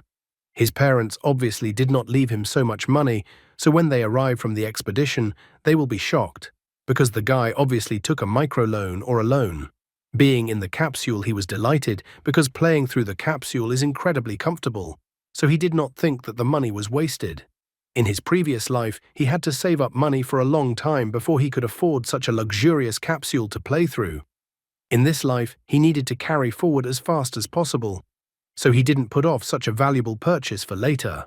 Touching the ring, the guy once again immersed himself in the game. As soon as he entered the game, he was immediately bombarded with complaints from other players. The Tree God's revenge quest was a minute away. Someone had already checked the information on the website after learning that the Ents would be level 5, so almost all players were too weak to fight them. One player noticed that the Tree God was a level 10 boss. The guy thought that even Mu Shen couldn't handle such a boss, so he blamed Mu Shen for trapping them all and that they would all die. Mu Shen felt like a tough guy, complaining that the newbies were so annoying. He advised the other players not to worry because it was just a hidden quest. However, the players were still unhappy because a penalty would follow for failing the quest, so they asked for Mu Shen to do something. One of the optimists thought that since Mu Shen said they could handle the boss, they would handle the boss. Meanwhile, the company was monitoring the progress of their game. After all, today was the opening of the servers. The man told his subordinates to keep an eye on the newcomer village of Server 818, Sleeping Dragon. If players successfully complete the quest on that server, he told them to immediately start the quest in the other newbie villages as well. The normal spectators were also watching the server broadcast. The blonde man didn't understand how a mere Chinese would have the ability to be the first to complete such a complex quest that spanned the entire region. Another player couldn't believe it, thinking it was all a joke, since even the strongest teams in the country aren't going to try. The game is just launched, and there are already the strongest players, high stakes, and so on. Eventually, the time before the quest started expired, and in the same instant everything around shook. The players were scared because of how realistic the game was. Brother Smith immediately tried to calm his sister down. Someone loudly urged everyone to go to the first line of defense. However, many players succumbed to panic.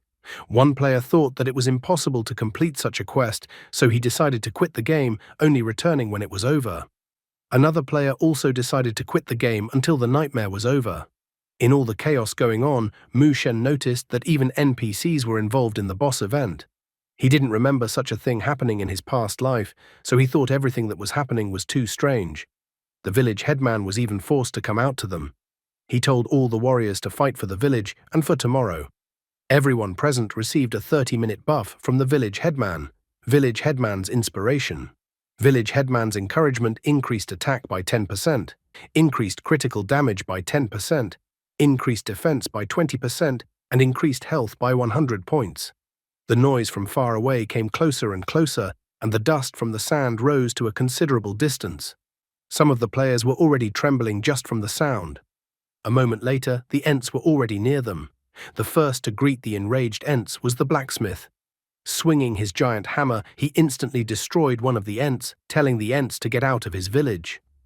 While the tanks took the full brunt of the attack, defending themselves with shields, the mages behind them used fire attacks to set the Ents on fire.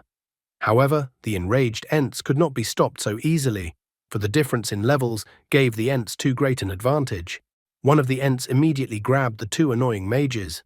The mage even complained that he shouldn't have just played this game. The players gave battle to the enraged Ents, fighting again and again, but even as a solid team, they were greatly inferior to the enraged Ents. Therefore, the players went to the resurrection point again and again.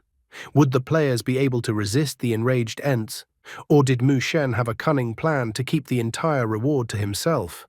I still don't understand how their time is flowing when Su Mu left the exam this morning and already everyone is feeling sorry for losing their accounts.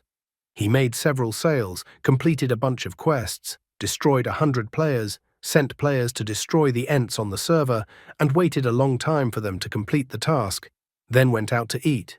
It only took him half a day to get the capsule delivered. The guy definitely lives in a wonderful world. His skill, speed, and experience would be the envy of battle god Yeshu himself.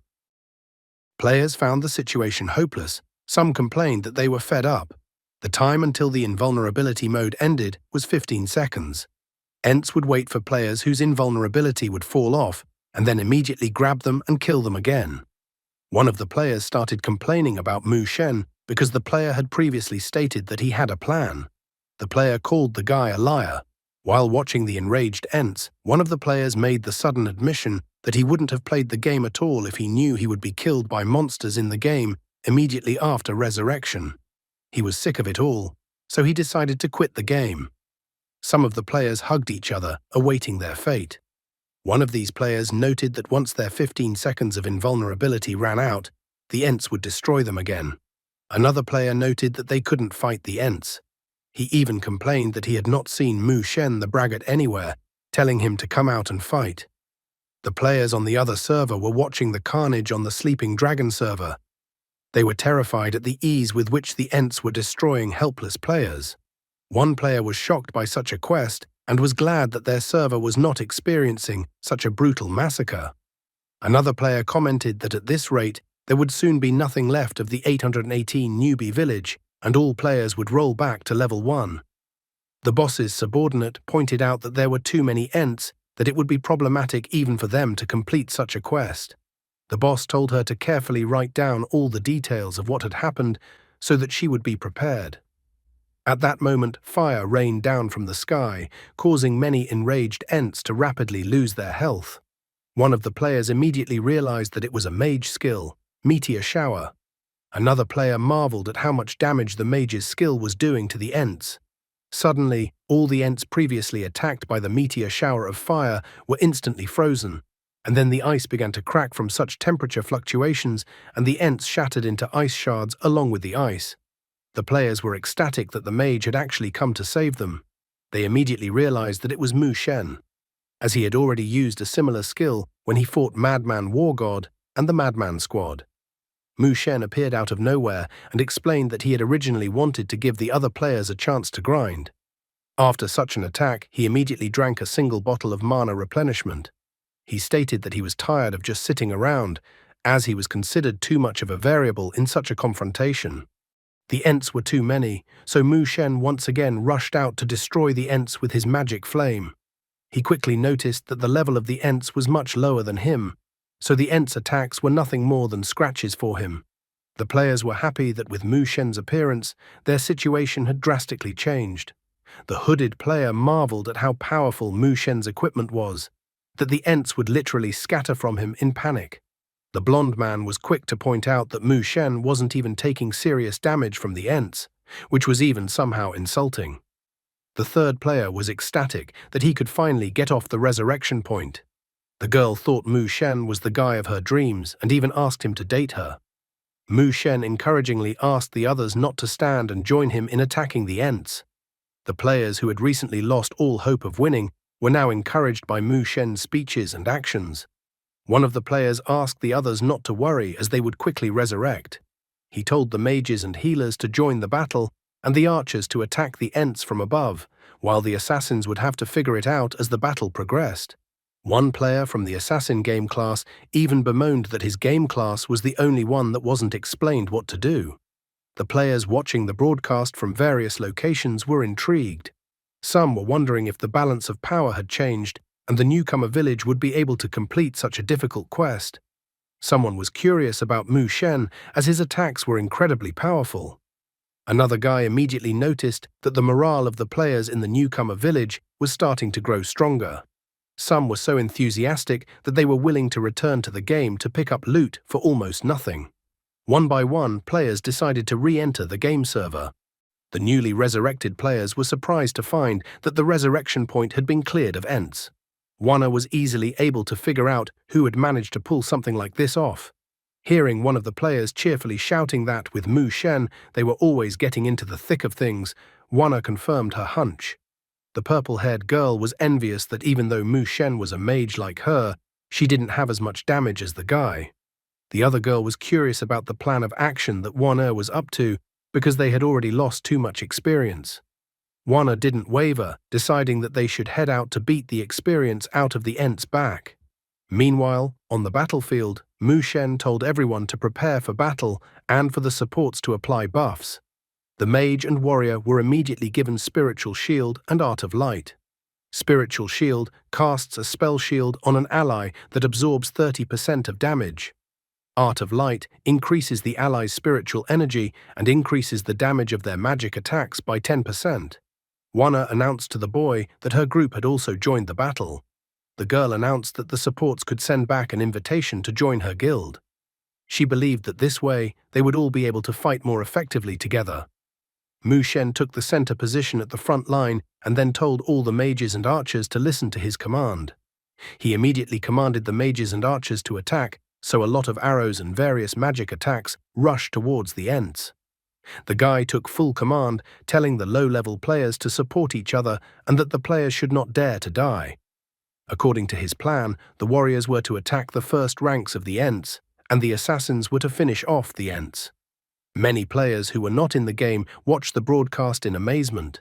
They were surprised that 818 Village was fighting back on such a difficult quest.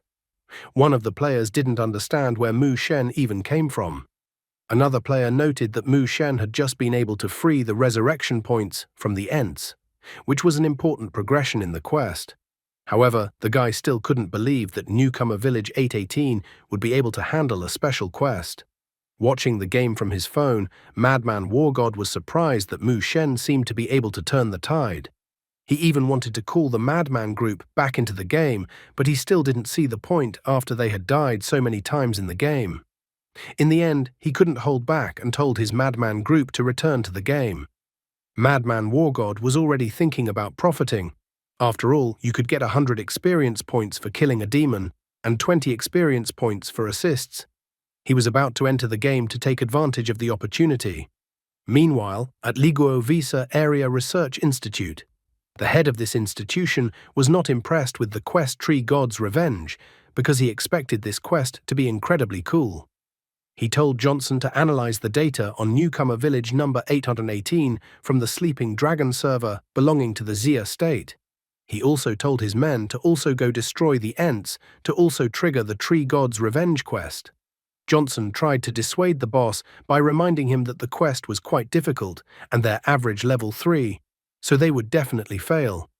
Johnson believed that Xia had Mu Shen, and besides, they didn't know by what means Mu Shen had gotten such power at the start, because his strength was unthinkable. Nevertheless, the superior was surprised that they wouldn't be able to accomplish the task at hand. He even told his subordinate to repeat it to him again. The man believed that their nation was number 1 in the world, so they could do what Xia would do, and even better. Johnson had originally wanted to give the soldiers 2 more days to gain experience so they could complete the quest. Starting now was simply unthinkable in Johnson's opinion. However, the boss told him to order the soldiers to start the Tree God's Revenge quest immediately, or else he would have to change the adjutant. Johnson could not disobey the order. At the same time, the players in the newcomer village 818 were jubilant. They had finally managed to chase away the Ents who were currently fleeing the battlefield. Wana was ecstatic because they had managed to win, and following Mu Shen's instructions was the right thing to do. The girl standing next to her was happy that she had managed to regain all the experience she had lost and had now reached level 4. Another player was able to rise to the 5th level. As such, he began to praise Mu Shen. However, at the moment of the player's greatest jubilation, a frightening scream was heard in newcomer village 818. The players couldn't realize what the frightening shriek was. Only Mu Shen was preparing for the next stage of the special quest. Right after the scream, players could see the boss of this quest, Demonic Ent. He commanded the pitiful humans to become his food. Demonic Ent was the sole lord of Green Bay Forest. He had previously been a friend of the humans, but in his quest for more power, he had taken the power of an evil demon and allowed these creatures to rule over his territory, becoming one of the main culprits of the demonic invasion. He had a critical damage chance of 50%, control resistance of 50%, and it couldn't be thrown in the air. Skills, Entanglement, Revive. The giant-sized demonic Ent scattered many players like ants with just one swing of its woody arm. The players called out for help, unable to resist such a powerful creature. Wana only had time to notice that the demonic Ent was attacking again. Reflexively covering her face with her hands, she realized that she wouldn't be able to dodge the demonic Ent's tree arm. The demonic Ent struck with his hand with incredible strength, easily destroying all the players who were caught in his attack. However, after grabbing the girl under the girl's arm with his left hand, Mu Shen jumped aside with her, dodging the demonic Ent's attack. He told the girl to be careful, and the girl, with an incredibly red face, thanked the guy for saving her. Mu Shen had time to notice that the demonic Ent's attack was directed at him. He even began to ponder over whether his identity as a person who had returned in time was not very noticeable. The surviving archers and mages continued to attack the boss as long as they had strength. However, rather quickly, panic began to overtake them. The guy thought that the boss's stats were too high. The hooded guy also noticed that the boss had 30,000 health points and also had a control skill, Entanglement, and a recovery skill, Revive. He just couldn't figure out how to fight the boss. The girl, on the other hand, was more intimidated by the huge attack radius and attack power, as well as the critical damage of the boss. She thought that the boss could just destroy them with one swipe of the vine. The demonic Ent let out a fierce scream, and below him, the Ents, who were now under the protection of their boss, were unwilling to flee the battlefield in shame. The hooded guy also noticed that the Ents had already returned, which meant that they could not be defeated and could only wait to die. Another player asked for the invincible Mu Shen to come up with some sort of plan. Wana was also curious if Mu Shen had any plan. Contrary to everyone's panic, Mu Shen kept his cool. He asked the other players not to panic. He told the others to get busy destroying the Ents, and he would deal with the boss himself. Wana agreed with this guy's decision, asking him to be careful and leave the Ents to her and the other players. Wana told the others not to panic, but to start by grouping themselves into classes. The warriors and assassins were to be led by Tingsue Shasha. The mages and archers were to be led by Tingsue Xiao Tu, and Wana was going to take command of the supports. For starters, the warriors had to hold off the Ents. In the direction indicated, the mages and archers were to attack the Ents. The Wana's supports were told to stand fan out, assisting the others. The girl realized that Tree God was incredibly strong, so she had to hold back all the Ents to help Mu Shen. Looking at her back, Mu Shen remembered that in the future, Wana would show herself capable enough to defend the safe zone. He was slightly surprised that the moment had already come when the girl would have to shine with her talent. Suddenly, the demonic Ent turned its head and looked at the guy. Mu Shen realized that he was not mistaken earlier and that the demonic Ent's attacks were directed at him. After dodging the demonic Ent's attack by counterattacking it with flames, Mu Shen remembered that the boss had high damage and powerful regeneration. However, the guy knew that the boss had weaknesses. He knew that the demonic Ent was the sole lord of Green Bay Forest and that he used to be a friend of humans. To dodge several attacks, the guy used his title of the fastest man. He reminded the boss that the demonic invasion started because of the boss, and that he was tormented by guilt after gaining power. However, the guy knew that demonic Ent's weak point was his heart, so he used a fire attack to attack demonic Ent's heart, critically damaging it with 555 health points. One of the players started complaining that he could barely manage to dish out 10 critical damage, and Mu Shen attacked for 555 damage. Mu Shen didn't pay any attention to them. He realized that the heart was actually the boss's vulnerable spot, but the damage was too low. Tree God had an incredibly thick bark, so the guy calculated that he needed to fire 50 fireballs at the boss and hoped that it would be enough to deal with the boss. The guy realized that the damage done to the heart that was flailing around, fighting guilt with revive, was impossible to repair. He immediately used the encounter wind ability to dodge the boss's attacks. As long as the boss's attacks didn't get to him and he maintained his spirituality, then he could wear down the boss in single combat. However, he couldn't let the battle with the demonic Ent disturb Wanna and the others, so he needed to take the boss elsewhere. To deal with the Ents, he entrusted Wanna and the others. The girl was like a skillful leader, taking all responsibility and control. She ordered some of the supports to go to the resurrection point, as well as all the supports to heal players and apply buffs. Turning around to glance in the guy's wake, the girl was worried about him, but she had her own task that was important to accomplish.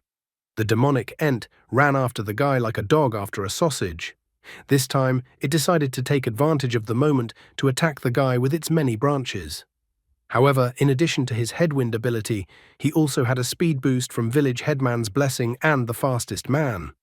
So he was able to easily dodge the demonic Ent's nasty attacks. In the heat of battle, he managed to notice that the new vines were incredibly fragile, and these vines were also connected to the demonic Ent's core. The guy instantly made a decision and abruptly turned around and decided to burn the boss vines directed at him. The demonic Ent yelled at the guy in rage. Mu Shen only decided to strengthen his position by using Meteor Rain to cover the demonic Ent with multiple fire attacks, and then immediately using Frost Flower Dance. Thus, for the entire duration of the battle, he managed to lower the boss's health to the middle. While in the glowing fire whirlwind, the guy was delighted, noticing that ice and fire combined very well. Wanna, along with the rest of the players, continued to hold back the other players. A little distracted, she noticed that the boss only had a third of his health left, so after calculating, she decided that Mu Shen would need about 2 minutes to defeat the boss. She loudly announced to the rest of the players that they only needed to last 2 minutes. The girl told everyone to regain formation, as a new wave of Ents were coming at them. She didn't want to let the monsters break through the defense line, so she told everyone to stand to the death. Wanna kept encouraging the others because victory was near and soon they would all be rewarded, so everyone should fight to the very end. Mu Shen used the ice bonds to restrain the demonic Ent. He was glad that the freezing of the Frost Flower Dance had worked in time. He then put all his power into the last fire attack, which was a deadly attack for the demonic Ent. He even cursed the humans. However, before finally collapsing and disappearing, demonic Ent recognized that he, as Tree God, had made a mistake. Players instantly noticed the change, as the Ents right before their eyes began to collapse on their own. Moments later, a system alert appeared in the game. The game congratulated Mu Shen of the newcomer Village 818 of the Jia State's Sleeping Dragon server for killing the boss and completing the Tree God's Revenge global event. The guy received an exclusive personal reward. Mu Shen is a real cheater, being able to deal with the boss with such ease. Immediately after killing the boss, the game congratulated all players of newcomer Village 818 for facing Tree God's Revenge and successfully defending the village. The game also announced that all players who participated in killing the boss would be given a reward of 200 potential points, 10,000 gold coins, and 100,000 experience points. All the players who participated in the battle were ecstatic that they were able to complete such a difficult quest. They praised Mu Shen as well as themselves that they had managed to do the impossible after all. Wanna was also happy that Mu Shen had succeeded in his task after all. The players who watched the broadcast of the event at Newcomer Village 818 were surprised. They were surprised that Mu Shen was able to kill the boss alone for the first time in the world, which was incredibly cool. The spectators also noted that all the players who participated in the village defense received 200 potential points each. With this amount of potential points, players were able to raise their in-game performance by 2 times. In addition, the game gave the player 10,000 gold for each player, so now these players were real rich. Meanwhile, in the Apocalypse Games chat room, arguments were raging. Han Temple was complaining to the other players that his world had collapsed. He was on the same server but in a different rookie village, so it was impossible to understand how there could be such a difference between them. Sui Shanhei was jealous of the other players because they had gained 100,000 experience, and he wasn't sure if he could gain 100,000 experience in the entire game. Xiang of Yanting was already afraid that the players from newcomer village 818 would be incredibly cruel when they reached the 10th level. The leader of the nation couldn't hide his disappointment. He pointed out that although they were playing the same game, the mechanics were different. The leader of the nation was incredibly jealous of the players from newcomer village 818. Mu Shen finally obtained the life tree essence, so he had all the materials to activate the death god bone. At the same moment, he glowed as he reached level 9, which the game congratulated him on. Looking into his inventory, he was about to activate the death god bone. He couldn't wait to find out what the secret of the death god bone was. He told the death god bone to activate. In order to activate the death god bone, the following had to be absorbed: 3,000 dried blood, 3,000 mummy belts, and the essence of the tree of life. The death god arm bone was enveloped by a purple aura as the process of absorbing the necessary game items began. Once the activation progress of the death god bone reached 2%, everything around the guy glowed with a purple aura. He was even slightly startled as he found that he couldn't even move. Wana and the rest of the players were greatly surprised when an incredibly strong wind suddenly blew. Some of the players even thought that perhaps the hidden quest wasn't over yet. The players quickly noticed that some sort of demonic mist was approaching them from Green Bay Forest. Wana suddenly noticed something interesting. She asked all players to check if they had an extra debuff, Death's Eye. Death's Eye skill. You cannot take a single step when the god of death is watching you. Don't look into the eyes of doom. If you stare into the abyss stares back at you. The players immediately paid attention, realizing that they too were under the effect of the Death's Eye skill. The blonde man didn't understand what the bug was in the game, as he was completely unable to move. The hooded guy felt fear because of his inability to move. At this moment, he wanted to quit the game very badly. However, immediately, they heard the voice of reason. Wana asked all the players to calm down and not do anything rash. Suddenly, there was once again a strong wind blowing towards them, which they were not prepared for. Their entire vision was enveloped in darkness. Ting Sui Xiao too began to complain that she couldn't see anything at all. Ting Sui Shasha didn't understand why her health reserve was rapidly decreasing.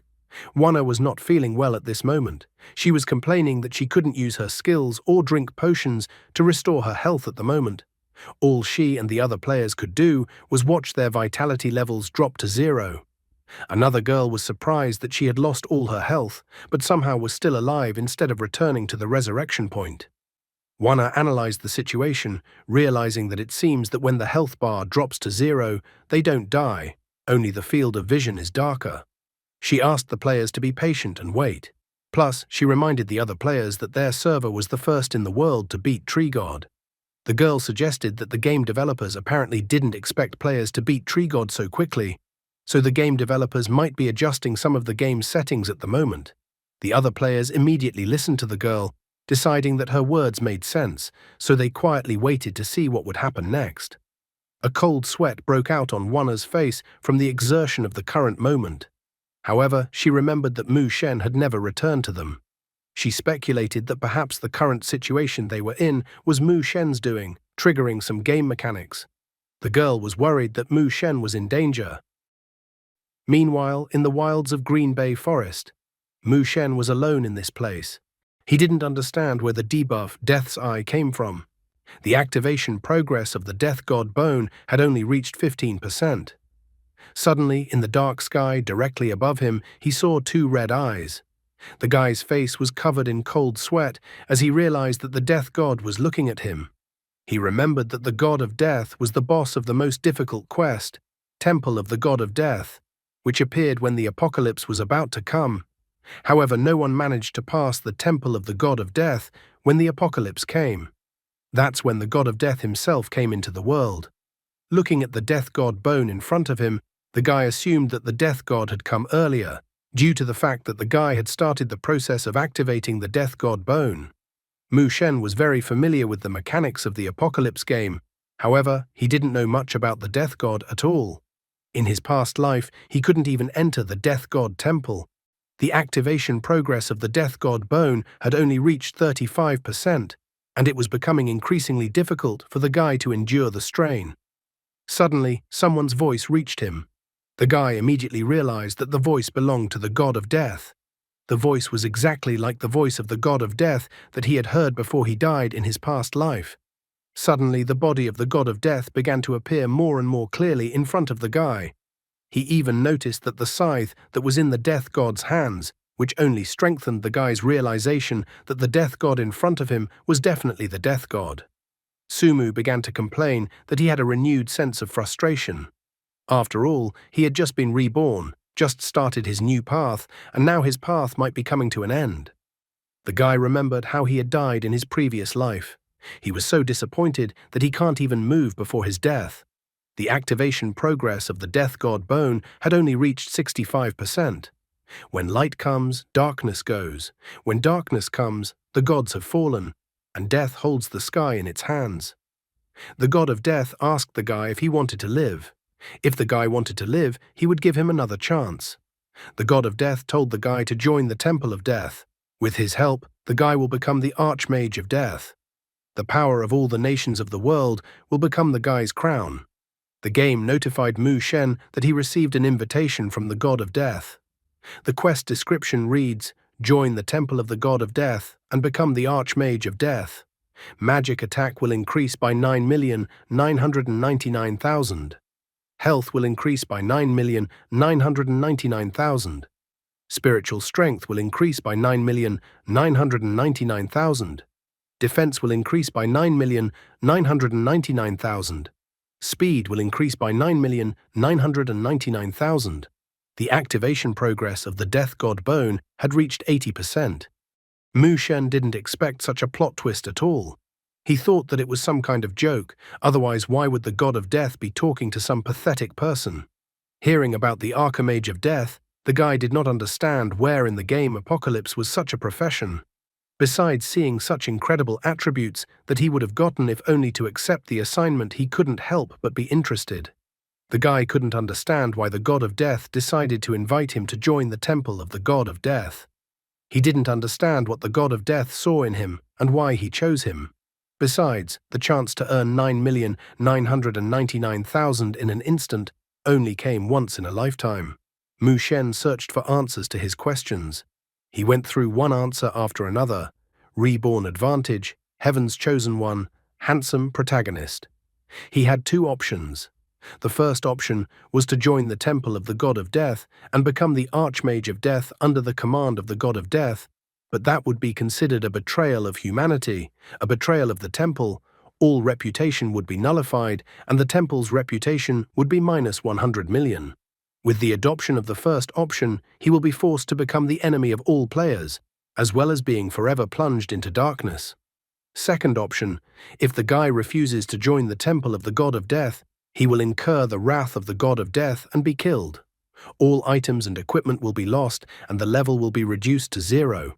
His face was covered in cold sweat. He had originally thought that the option was too fancy, but it turned out that both options completely sucked. The first option might show quite lucrative, but it would result in him becoming an enemy of humanity. The second option involved being killed by the God of Death. He realized with frustration that if he was killed, his level would drop to 0.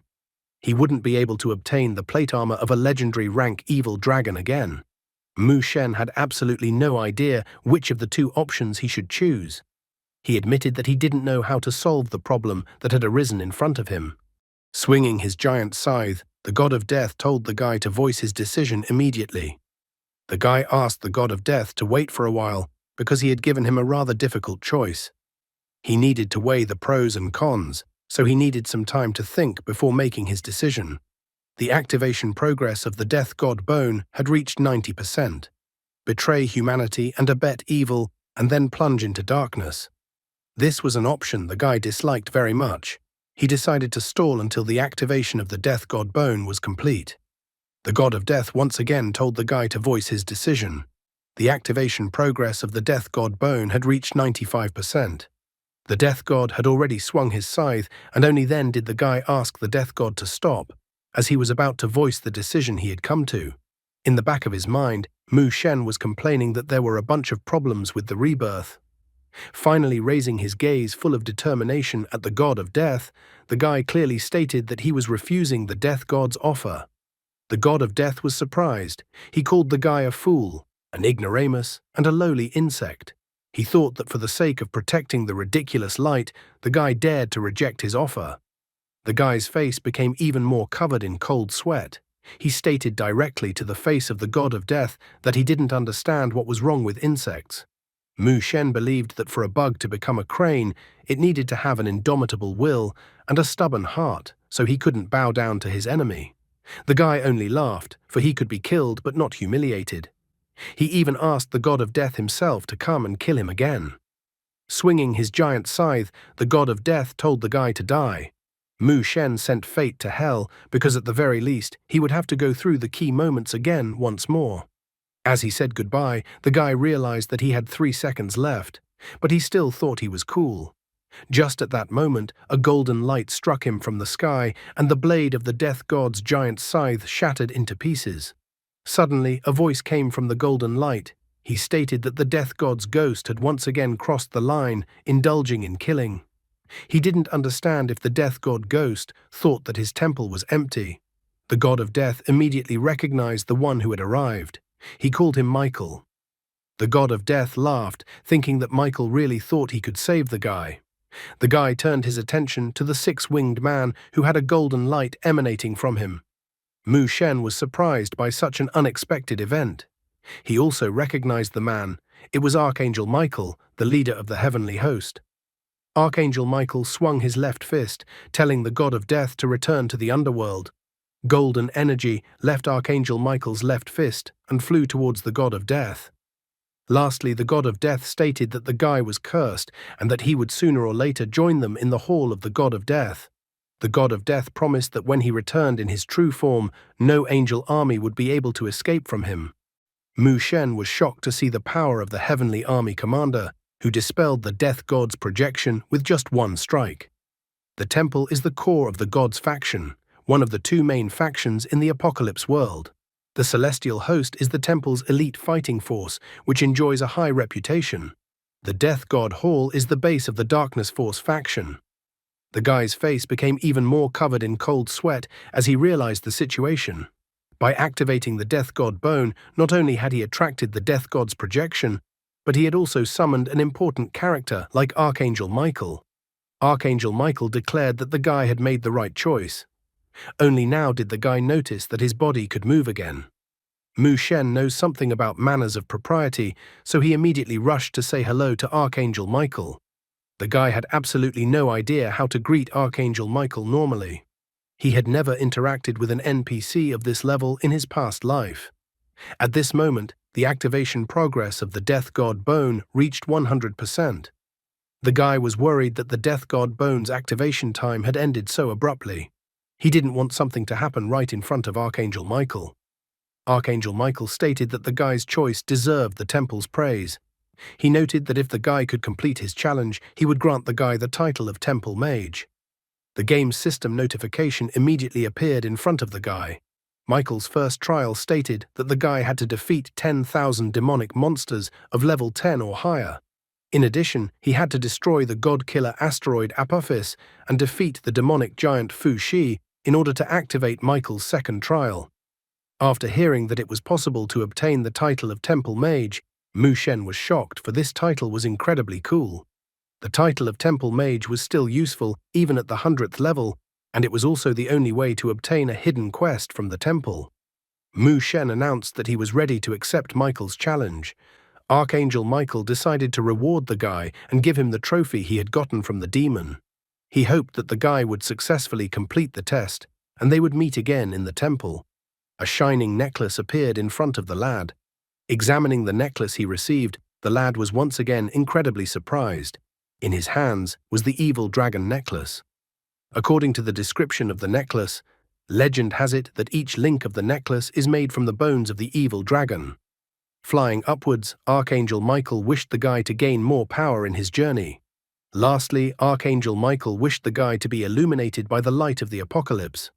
Mu Shen clutched the evil dragon necklace in his left hand, plus he already had a legendary ranked evil dragon plate armor. The guy was incredibly excited. Among the top players in his past life, only one player had such a set of armor, and that player was invincible. Mu Shen was so happy that he was able to get the necklace from the set, because it was an incredible luck. If he could refine the necklace to legendary quality, he would simply be invincible. In addition, if there is a necklace, it means that there are other things from the set waiting for him in the future. After collecting all the items from the set, he would definitely become invincible. The guy was so surprised and overjoyed that he thought for a second that his heart was about to stop. He decided to put the necklace away in his inventory for now, and he was going to take the time to evaluate the characteristics of the necklace later. Now he couldn't wait to see what the Death God bone, which had almost caused him to go to rebirth again, was like after activation. The game reported that the Death God bone was successfully activated, so the guy gets 1,000 potential points. Death God's bone was successfully activated, so the guy also received a special skill, the Hand of Death God of level 1. Hand of the God of Death level 1. The damage of all of the guy's skills is increased by 100% and stacks with critical damage. Not instantly consumed, and the effect lasts 1 minute with a cooldown of 30 minutes. Mu Shen was thrilled with the benefits of his new skill. After all, it meant that as long as he used the Hand of the God of Death skill, all attacks would deal double damage for a minute, and triggering critical damage would deal 4 times the damage. Furthermore, usually Apocalypse can only level up special skills after the player's 100th level. The level of the Hand of the God of Death could be upgraded without any such conditions. The guy was almost crying already, as he had obtained simply unbelievable capabilities. He was ecstatic that he had not been reborn for nothing, for Apocalypse had not deceived him. However, in the next instant, he became furious at what requirements he needed to fulfill to upgrade the Hand of the God of Death to the 2nd level. 5 million experience was required to upgrade the Death God Hand to level 2. The guy was furious, since only 400,000 experience was required to go from level 9 to level 10. So 5 million experience seemed like the ultimate mockery to him. Besides, 5 million experience was only needed to upgrade from level 1 to level 2. Mu Shen sadly remarked that life was indeed a great joy and a great sorrow. He realized that in the future it was possible that he would fall greatly in the rankings. However, he still hadn't opened the Tree God's treasure chest. He couldn't wait to find out what other useful things he could get. The guy realized that he needed to level up to 10th level as soon as possible and get a new set of equipment. After killing Tree God for the first time in the world, he was expecting too much. Where will such high expectations and hopes lead a guy? In the depths of Green Bay Forest, Mu Shen was examining the rewards he had received. He had the global first solo kill treasure chest, Tree God's cherished wish, Tree God's treasure chest, and another chest. After some thought, the guy decided to open the Tree God's testament chest first. From Tree God's cherished wish chest, a tree gradually began to appear. The tree that appeared greeted the guy in a bright glow. That tree was Tree God. He thanked the guy for relieving him of his pain. He used to be the lord of these lands and helped people fight evil until the forces of darkness turned his greed against him. Now that he was about to disappear, he confessed that he had one thing he hoped the warrior would do for him. At this point, the game offered the guy a task. Cherished Wish, Prologue. One had to go through without taking damage to Tree God's ancient abode and destroy the destructive asteroid Apophis to get valuable rewards. Mu Shen didn't even hesitate for a single second and immediately accepted the Tree God's assignment. He accepted this assignment so easily since it coincided with the Michael trial. Now he needed to destroy the destructive asteroid Apophis. In the vast expanse of the universe, the Earth rotates silently.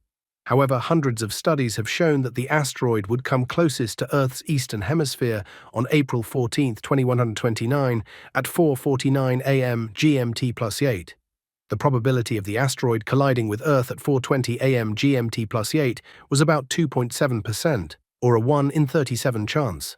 The collision would release 64 trillion kilojoules of energy, the equivalent of detonating 1.53 trillion kilograms of TNT. Although it was unknown whether or not there would be a future asteroid-to-Earth collision, But after the apocalypse became a reality, the first invader from the Legion of God Killers was Apophis.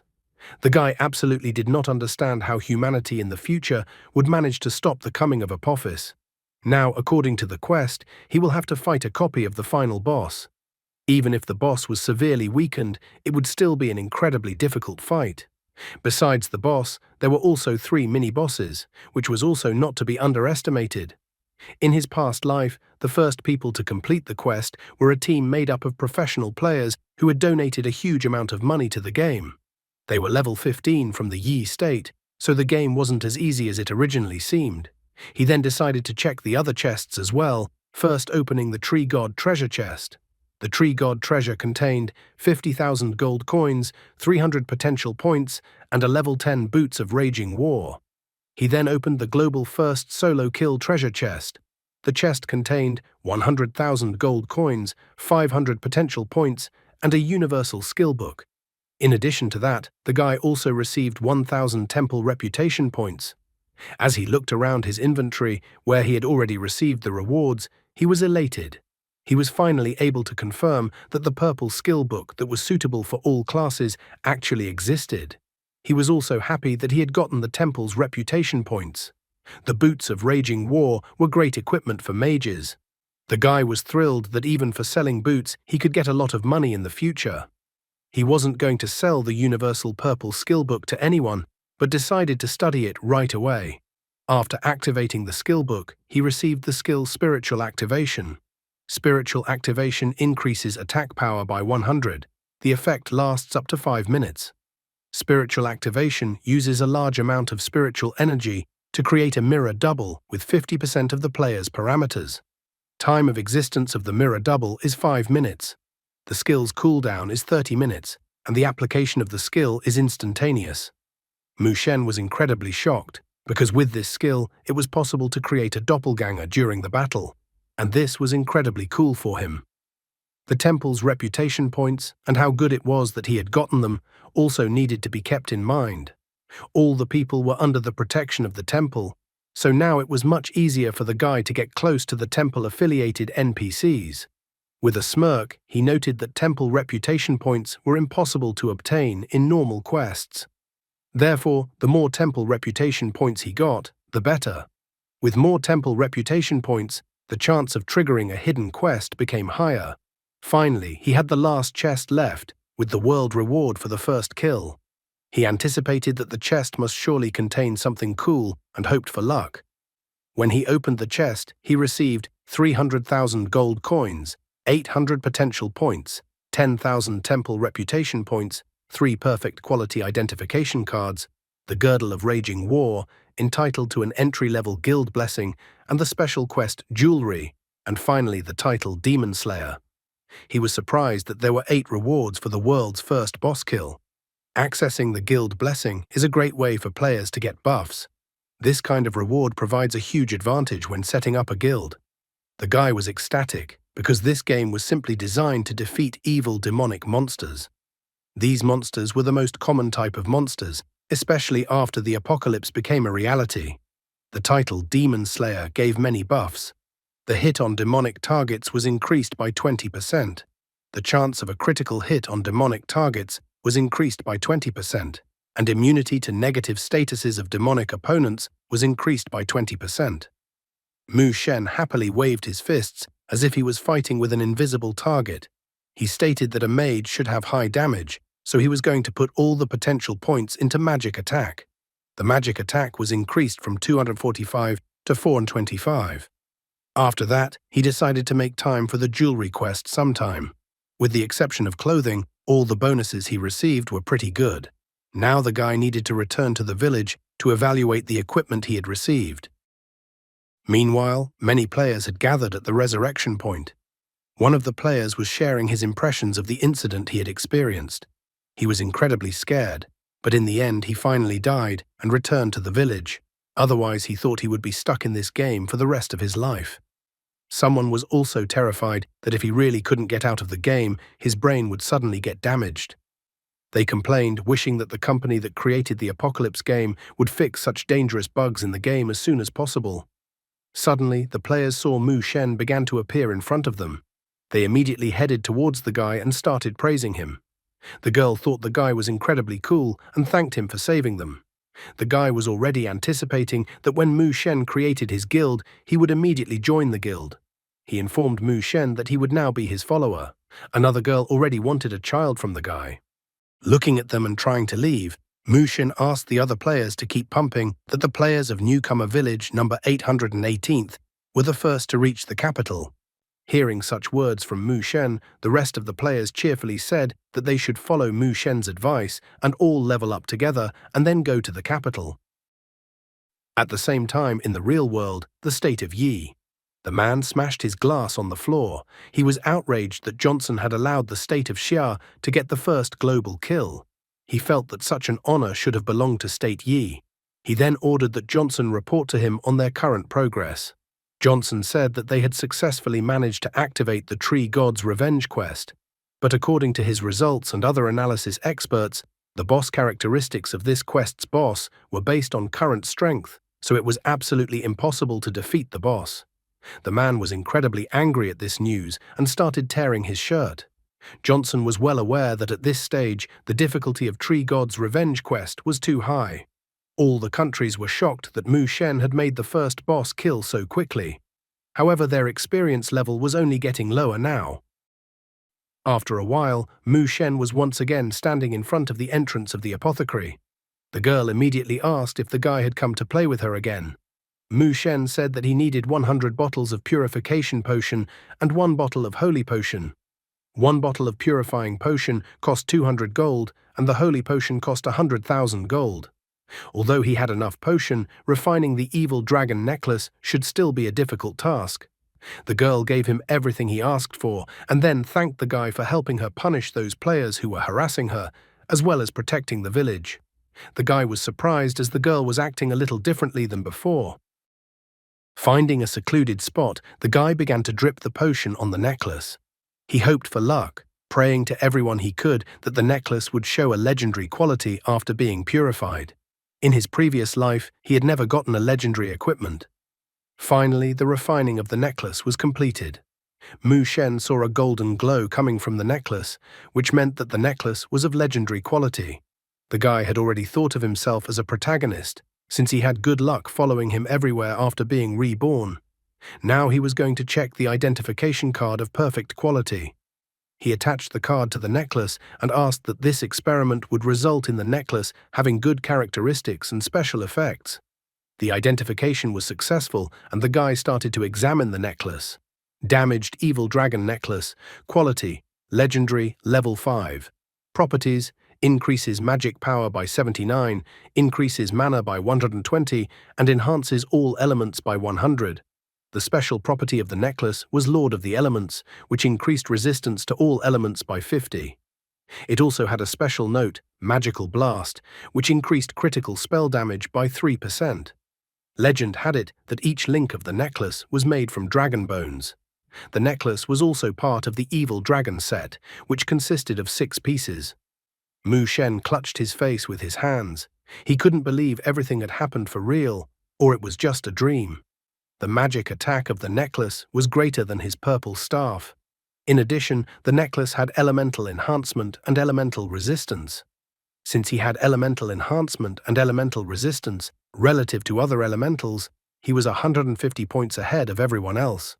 With his current titles and characteristics, mopping up the Tree God Ancient Abode wasn't too difficult. However, in order to complete the hidden quest without taking damage, he would have to try hard. Nevertheless, he thought he was incredibly cool, because some bunch of noobs would definitely not be able to pass this place. So he decided to return to the quest as soon as he reached the 10th level. After all, thanks to his mirror copy, he was definitely able to cope with this quest. Then he planned to kill bosses for money. Soon, a golden whirlwind swept over his head. The guy immediately realized that finally appeared the killer of the gods, Apophis. The other players also noticed the golden scalding ray passing by. One of the players didn't understand what had happened or why it was so hot. Another player also noticed something falling from the sky, and he even thought it was a meteorite. As soon as the asteroid or meteorite collided with the Earth, there was a giant scalding explosion burning everything in its path. Watching this spectacle from the sidelines, Mu Shen noted that it was all just a simulation for the apocalypse world. The destruction caused by the impact of the asteroid Apophis on the Earth was shown on a much smaller scale than it should be in reality. If they set the realism level to 100%, they would all be killed instantly. The blast wave and fire reached the village pretty quickly, so players and villagers started running away from the village. The village headman wasn't going to run anywhere and created a giant amount of water using magic to put out the resulting fire. One of the players was incredibly surprised at how cool the village headman was. He had two specializations at once, support and water mage. Another player was displeased because he remembered that when they were attacked by Ents, the old man just stood there and watched them get beaten. He even thought that the old man hid in the house and flicked sunflower seeds. The village headman managed to extinguish most of the raging flames with his water magic. One of the players praised the old man for being awesome and worthy of the village headman position. A girl asked if he was some kind of retired genius magician. Another player requested that the village headman give him some hidden quests. The old man heard the requests of the willing players. He then turned around and informed the players that the god-killer Apophis had invaded. He urged the warriors to prevent Apophis from leaving Green Bay Forest and to protect the world of Apocalypse. The old man also announced that he had come to bestow a blessing on each warrior who would go to battle with Apophis. However, one player was more surprised by how quickly the old man managed to gobble up so many sunflower seeds. Would Apophis be able to dilute Mu Shen's such a fast ride to the top, and what kind of trouble he would be able to cause Mu Shen? In front of Mu Shen and the rest of the players, game alerts have reappeared. The god-killer Apophis had invaded Apocalypse World, wanting to ferret out the secrets of Green Bay Forest. The system reported that Apophis had already infiltrated the dungeon, so the game advised players to go to the dungeon and kill Apophis. At the same instant, the game reported that the Ancient Wood Temple dungeon challenge had been unlocked. One by one, players began to notice the system alerts and the new quest. Mu Shen was thrilled that the first dungeon in Apocalypse was finally unlocked. He remembered that the game's storyline had Apophis searching for ancient artifacts among the ruins of the Ancient Wood Temple in Green Bay Forest. In his past life, Apophis had come to Earth to cause a massacre. Also, Apophis was feverishly searching for some substance needed by the Legion of the Killer Gods. Deep in the Amazon jungle, a replica of the Ancient Wood Temple did indeed turn up. Many special items from the world of Apocalypse had appeared in reality. For now, he was sure that right now the items either hadn't manifested yet or were in extremely dangerous places. The guy knew very well that if he retold the events from his past life to the government, it was unlikely that anyone would take his words seriously, and the consequences could be disastrous. Reflecting on the situation, he came to the conclusion that right now, humanity's strength was still too small to withstand the battle. As a reborn human, he promised to do his best to become stronger. And when the apocalypse broke through into reality, he was going to fight on the front lines. After that, he returned to the current realities. According to his assumption, now to pass the Ancient Wood Temple dungeon, there was no way anyone could except for the players who had donated, but other than that, one had to understand the boss mechanics and be strong enough. Nevertheless, the guy realized that the appearance of dungeons will inevitably start a new round of development. In addition, all players will now know what a ruthless grind is in the game. Mu Shen decided to leave the newcomers to suffer in the game for the time being, and decided to leave the game, get some sleep, and gain strength. The next morning, when practically the first rays of sunlight touched his face through the window, he decided it was time to get out of bed. Sitting up on the bed, he stretched. The guy was glad that he had managed to get a good night's sleep. He even noted that it was still much more comfortable to sleep in a bed than in a game capsule. Only after waking up, he decided to go to the forum to see how the newcomers were doing in the dungeon. Dancing Clown couldn't believe that people were playing this game at all, since his group couldn't even defeat ordinary mobs. Daredevil Goo pathosically claimed that the mobs didn't hinder their team at all. However, the Ancient Wood Temple map is some kind of maze, so they just spent 3 hours searching, but still couldn't find the first boss. He also complained that it was hard to call this game normal, and the dungeon in this game was just terrible. Qian Hong agreed with Daredevil Goo because he remembered that in the corridor after 3 turns to the left, Bloody hands suddenly reached out to them from the wall, making him incredibly scared. Northwest Wu Yanzu thought that their stories were nothing. He said that walking down the corridor, one should make 2 turns to the left, 1 to the right and left again, and then one can see a hidden house. And there are dead bodies hanging inside this house, and that it's incredibly creepy. After reading the forum, Mu Shen was not impressed by their stories, believing that in time, newcomers would stop dying just by entering the dungeon and would be able to progress further. Continuing to read the game forum, the guy noted that all the countries were actively trying to pass Ancient Wood Temple. Team Z from the Xia State's Wanli Imperial Capital region had advanced the furthest in passing the dungeon. They had already reached the first boss, but they hadn't defeated it yet. The guy realized that it would be hard to pass this dungeon. Then he finally reached the game capsule, climbed into it, and started logging into the game. A moment later, Mu Shen appeared in the game, and he was currently level 9. Wana immediately ran up to him, who was a little surprised that the guy was still at level 9, even though he was far ahead of them in experience before. Wana was now a level 9 as well. Mu Shen habitually started teasing her that Wana's rich sis had drunk quite a few experience potions. He immediately turned the conversation around, noting that he still had green equipment and white skill books. The guy inquired if the girl needed any of his items. Wana was happily willing to take whatever items he had. After all, thanks to the resources they were getting from the guy, their Tingsue group was progressing quite quickly. Then, as if casually, the girl said that her group planned to pump up to level 10 and then go to Ancient Wood Temple. So the girl wondered if the guy wanted to go with them. She even claimed that she already had a strategy in place. If the guy was willing to form a team with them, she guaranteed that they would be able to successfully pass the first level boss. The guy started guffawing again. He inquired about the strength of their agreement that he could touch her feet. Mu Shen realized pretty quickly that it looked like the report on Team Z's current strategy had been handed over to the higher-ups.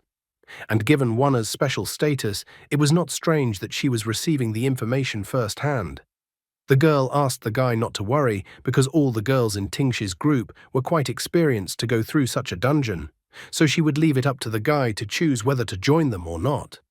Mu Shen decided not to hesitate any longer, confessing that he was only interested in Wana. Wana's face instantly turned red, stammering her words. She asked the guy to go back to their original conversation. She pointed out that if the guy teamed up with them, once someone worked out a route to the next few levels, she promised to get the information and share that information with him. Plus, she promised that she would personally give the guy 30% of the rewards on top of what she had already offered. Wana thought that her proposed terms to the guy were quite tempting. She believed that no matter how strong Mu Shen was, he wouldn't be able to go through the dungeon alone. Therefore, she believed that the guy would definitely be interested in her proposal. Mu Shen gave her suggestion some thought.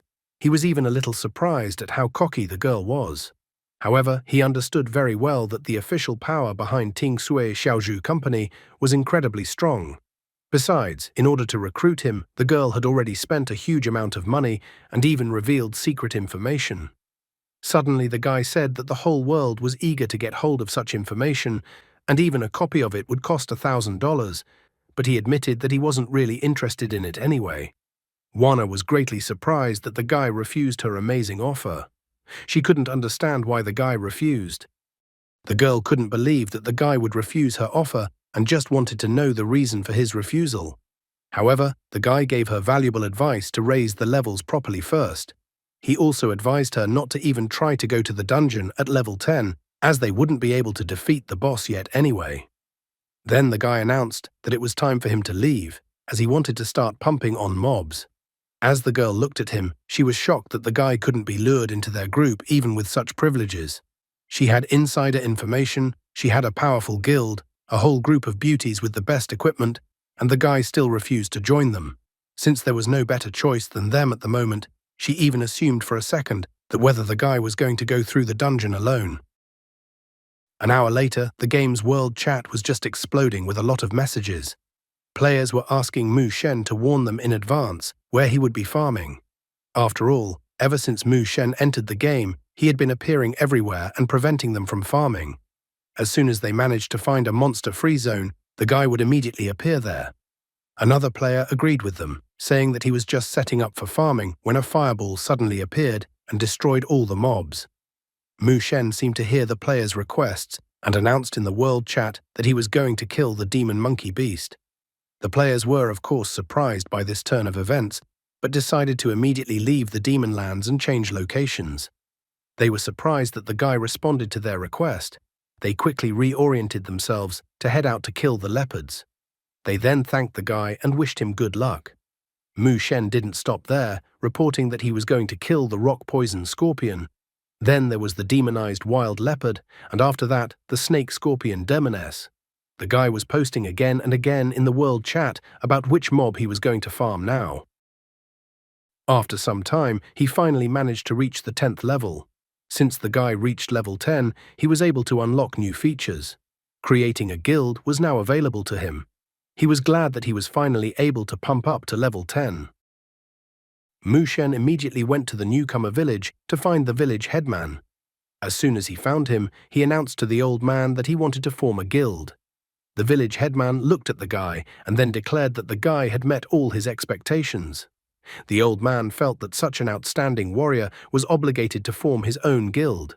He then informed the guy that he would need 300,000 gold coins to establish the guild. The system wondered if the guy was willing to spend 300,000 gold coins to establish a guild. Mu Shen was surprised, considering such an offer as a mere robbery. The old man, with a smile on his face, shared his wisdom with the guy, informing him that if the guy wanted to become someone important, he needed to make an initial investment. He didn't have much of a choice, as he decided to not depend on others this time, create his own guild, and recruit talented players into the guild.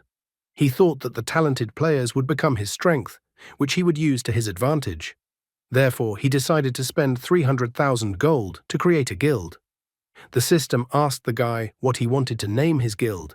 In the end, the guy decided to name his guild Valley of the Gods. Mu Shen struck a victory pose and declared that Valley of the Gods would become a powerful force for the defense of the ancient kingdom when the revelation of the heavens came. An in-game notification that player Mu Shen has created a guild has been sent to all players on the server. Since Mu Shen was the first to create a guild on their server, Wana was surprised that the guy had created a guild and advanced faster than them. Xiao Tu completely didn't expect the guy to want to create his own guild. Yu Mu looked at the notification that said Mu Shen had created the first guild on the server with a slightly sad face. The Madman group also saw the alert. One of the group confessed to the boss that he didn't expect Mu Shen to be able to get level 10 so quickly and already create a guild. However, Madman Wargod was overconfident, saying that their guild would still be the strongest. We can only wish the Madman Guild and their leader Madman Wargod well, waiting for Mu Shen to humiliate them in the game again. At that moment, he had received over 990 messages from players who wanted to join his guild. However, the guy just went ahead and deleted all those messages. The guy looked at his guild stats. Guild level 1. Maximum guild members 50. At the moment, he was the only one listed in the guild. The guild's fund was 50,000. He was also thinking of using the level 1 blessing reward from the system that was previously granted to him. Another system update appeared, and the system reported that the construction of the altar had been completed and that the level 1 guild blessing reward had been authorized. After that, the system reported that the guild had received the blessing. Now, if you joined the guild, you had noticeable benefits. His health increased by 50, magic attack was increased by 10, and dodge was increased by 5. He noticed that the properties of the buffs from the guild blessing were randomized and were effective for 24 hours. The first time each day is free, and reusing it later will cost gold or contribution points. This time he received a 5 increase in dodge. After a while, Mu Shen found a blacksmith. He asked the blacksmith for 2 ordinary identification scrolls. The blacksmith stated that it would cost 200 gold. The guy was a little surprised, because he remembered that the apothecary liked to always talk to him, so he thought that the blacksmith's thinking was too narrow. However, he wanted to keep the perfect identity scroll for better equipment in the future. He realized that wasting a perfect scroll of identification on a level 10 purple equipment was completely stupid. The system informed him that the identification was successful. He received a blazing 3-link belt quality, purple. Level 10. Characteristics: Health plus 350, Defense plus 15, Blazing set 1 of 3. Special effect: Accuracy. When taking damage, the probability of activation is high. Deals reflected damage at the normal rate. He also received Blazing 3-link boots quality, purple. Level 10. Characteristics: Defense plus 25, Speed plus 30. Special effect: Step in the shadows. While in a fleeing state, speed is increased by 30. Such a cool guy thought he was so cool that he didn't understand why this game decided he would even run away, so he stated that this particular effect was incredibly stupid. However, he was glad that the attributes of the items were still not bad. If he managed to get the helmet, activating the 3-piece set effect would make the item's attributes even better. After making a decision, he decided to write to the chat room, informing that he would buy the Blazing 3-link helmet at a high price. Therefore, he asked that if anyone had such a helmet, let them write to him directly. However, he asked that they should not add him as a friend, but just send him a message. In the same instant, he received many messages from players. Seeking support, wondered if Mu Shen could take him to farm monsters. Your little cutie wrote to him about how she just wanted to say a word to the big guy. Nothing in my dreams, wondered if the guild Mu Shen had created was recruiting new members. He assured her that he was online all day, so he was guaranteed to be active. The guy was disappointed to only receive garbage messages. He now realized that it was actually too difficult to get newbies below level 10 to throw out level 10 purple gear. Suddenly he got a message from Finger's Loneliness, who informed him that he had a great quality item at a good price and that the guy would definitely be satisfied with his offer. However, as soon as he opened the message, he immediately received a meme with Ricardo Milos. The guy was amazed that such memes were being thrown into his message because he thought he was a decent person. However, at that moment, Code 13 wrote to him. He asked if he still needed the Blazing 3-link helmet because he had one. The guy was incredibly surprised that a level 2 assassin had a level 10 purple item. He even thought that Code 13 was just incredibly lucky. Mu Shen tried to inquire about the price that Code 13 was willing to sell the Blazing 3-link helmet for. Suddenly, Code 13 said that he never said he was going to sell this item, but just wanted to say that he had this item. Mu Shen didn't understand at all why Code 13 was even writing to him then. He even thought that Code 13 was in trouble with his head. Mu Shen was already starting to get annoyed, realizing that Code 13 seemed to have decided to play mind games. So the guy thought that this assassin was even more shameless than him. Mu Shen tried to take a hint by asking Code 13 if this item was only suitable for mages. The assassin said that he had just checked and that the item was indeed only suitable for mages, but he still didn't want to sell the item. Angry Mu Shen decided to block it. However, before doing so, Code 13 asked if he could join the guild that Mu Shen had created. He assured that if he joined the guild, he would then give Mu Shen this equipment. The proud Mu Shen scoffed at Code 13 that did Code 13 really believe that the great Mu Shen would accept him into the guild. He even remarked that had the assassin not seen the world. The guy was surprised that for just a purple item, the assassin wanted to join his Valley of the Gods guild. He even thought that the newcomer must be joking. However, contrary to what he said, the game congratulated the Code 13 player for joining the Valley of the Gods guild. He even tried to reassure himself, noting that just a real man should be flexible. The guy tried to remind himself that he had originally planned to only add players from the top of the rankings to the guild, so he thought he should be more picky than just adding any players next. But he had never even heard of a Code 13 player. A sly smile appeared on Mu Shen's face as he thought about taking the assassin's equipment, giving the assassin the opportunity to reach the state of blessing, and then kicking him out of the guild. After all, Mu Shen thought that his guild Valley of the Gods should be the #1 guild, which meant that the guild should have some standards. The guy thought that it was normal to have some prestige. At this moment, a cheerful Code 13 teleported over to him and immediately called him boss many times and greeted him. Mu Shen grabbed his head with his hand, thinking about how embarrassed he felt right now. He even thought about kicking the assassin out right away, since the assassin wouldn't defeat him anyway. Code 13 ran up to him and asked why there were only 2 people in their guild. However, Mu Shen smirked at the thought that soon there would only be 1 person left in the guild. The guy felt that the assassin shouldn't blame him for his future deed, since the world was a dangerous place. He even hoped that the assassin would understand his act. Code 13 asked why the guild had such a low foundation. Without asking Mu Shen, he decided that it was a good time to recharge the guild's fund. Suddenly, a system alert appeared, saying that the guild was a home for the players and that the development of the guild depended on each guild member. And then the game announced that the Code 13 player had added 1 million gold to the Valley of the Gods Guild Fund. After that, the notification that Code 13 had added 1 million gold to the Valley of the Gods Guild Fund appeared over and over again. In the end, the game reported that the Valley of the Gods Guild Fund was 10,050,000 gold. Mu Shen shockedly grabbed his head when he realized that the assassin had replenished the guild's reserves by 10 million gold at one time. Mu Shen thought that the guy in front of him must have lost his mind. Code 13 was disappointed that he could only donate 1 million gold to the guild at a time. He inquired if 10 million would be enough for the boss. The guy even assured that if that amount wasn't enough, Mu Shen should just tell him so. Mu Shen's attitude towards the newcomer changed dramatically. His eyes burned with happiness as he looked at the newcomer in the guild.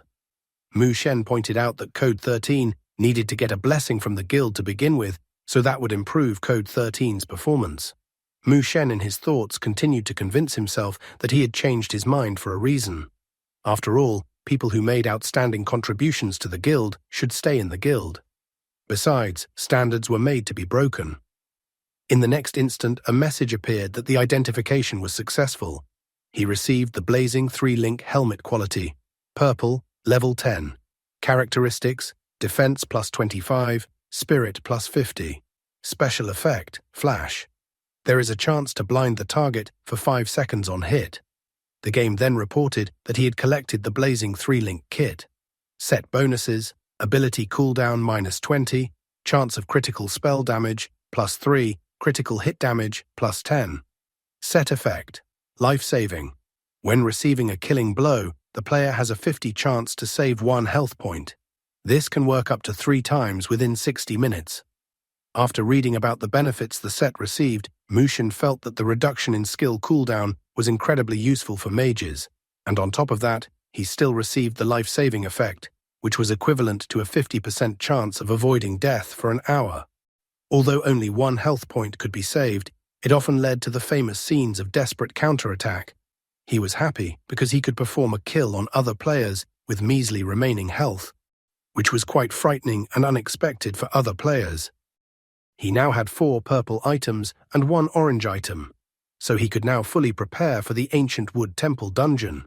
Code 13 continued to write in the chat, informing the boss that he had prayed over 100 times and had finally gotten the characteristics that increased his attack and speed. He inquired if the boss wanted to go to the dungeon. The guy thought that the boss was so good that the dungeon for should be pretty easy to go through. Code 13 stated that he wanted to share the glory with the boss and make the first boss kill to be on the news report. Assassin even promised that he would give Mu Shen 10 million gold if the guy took him to the Ancient Wood Temple dungeon. He kept going on and on and on about the guild chat. In the blink of an eye, Code 13 received a message that he was banned from posting in the guild chat for 1 hour. Mu Shen was angry, but still asked that Code 13 not to worry, as he would take him to the Ancient Wood Temple dungeon. However, he said that the dungeon was quite difficult, so he needed to prepare himself. In addition, Code 13 needed to raise his level, as level 6 was too low. The rich guy was incredibly happy that Mu Shen agreed, and then he informed that he would hire a group to help him raise his level now. At the same instant, Wana was astonished that Mu Shen had sent her an invitation to join the group to go through the dungeon, writing that the ticket cost 200,000 gold. What was Mu Shen was silent in response to such a bold statement from Code 13, who was going to use the money to be the very first to go through the Ancient Wood Temple dungeon and be the first to kill the dungeon boss. After a while, Mu Shen met up with Wana. He remembered to call her a girl with beautiful legs instead of saying hello normally. The guy asked her what she thought about his question, and if she was ready to join him. In response, she wondered if the guy was joking and why he had such confidence that he could make it through the dungeon. The girl noticed that the guy had such a calm and confident look, so she assumed that the guy felt that he was ready to go through the dungeon. Wanna shared that everyone was currently stuck on the first boss. When this monster has low health, it enters a berserk state and no one can take it. That's why they are pumping hard to pump a powerful healer. She believed that this was the only way to survive the boss's berserk strike and the only way they would have a chance to pass the boss. She wondered what tactics the guy had to pass the first boss. However, Mu Shen said with a smile and a kind of challenge that they were simply too weak. He announced that at 9 o'clock she should take the ticket money with her and find him. Poking himself in the chest with his thumb, he confidently declared that he guaranteed a safe passage through the dungeon. Wanna wondered what would happen if they failed to pass the dungeon. But Mu Shen once again pointed out that there was no option for them not to pass the dungeon. He looked her straight in the eye and said that they could make a bet. If they didn't pass the dungeon, he would refund her the full price of the ticket. And if they did, he suddenly made a gesture like he was touching something with his hands. The girl was enraged and her face became flushed. Mu Shen was laughing loudly at the same time, asking her not to get angry because he was only joking. Lastly, he shouted that he was waiting for her at the appointed time. Half a day later, Mu Shen and Wanna gathered at the specified location. At this moment, the newcomer Code 13 ran up to them. Wanna was already level 12, Mu Shen was level 10, and Code 13 was level 7. Code 13 joyfully ran up to them, informing the boss that he had leveled up. He was even surprised that they had such a pretty girl in their squad. The guy tried to act like a playboy, noting that he was incredibly happy and that he was lucky, and even asked that the boss introduce him to the pretty girl. Without waiting for the boss's response, Code 13 tried to meet the girl himself, noting that before they could fight together, they needed to socialize first. Mu Shen grabbed him by the scruff of the neck and pulled him away from the girl, telling him that if he was doing nothing, he should go and advertise their services in the chat room. He himself cheerfully welcomed the girl to their squad. The rich boy immediately understood what his boss was trying to tell him. Wanna knew that Mu Shen had many unexpected moves before, and that perhaps by following him into the dungeon, she could get more information. Code 13 grabbed the mouthpiece in his hands and then began to notify everyone around him that Mu Shen was taking the first dungeon walkthrough. He informed them that they had to pay 200,000 gold to join their group, and that there were only 2 spots available, so the offer was as limited as possible. Mu Shen and Wan'er looked at him in bewilderment, noting that shouting in the world chat was not shouting into the mouthpiece in the literal sense. At this point, the message appeared in world chat and repeated itself. One of the players couldn't understand why Mu Shen was still level 10, as even he himself was already level 11. The girl thought that this dungeon was hellishly difficult. Therefore, she didn't understand how Mu Shen could guarantee to pass the dungeon the first time. She even thought that the guy was definitely a cheater. Another player was also skeptical, thinking that for 200,000 gold, only a fool would agree to his offer. Wanna felt a little awkward, and wondered if the guy could give her 2 more seats then, and that she would bring her friends. Besides, she figured she'd get her money back if they failed, which meant she wasn't losing anything.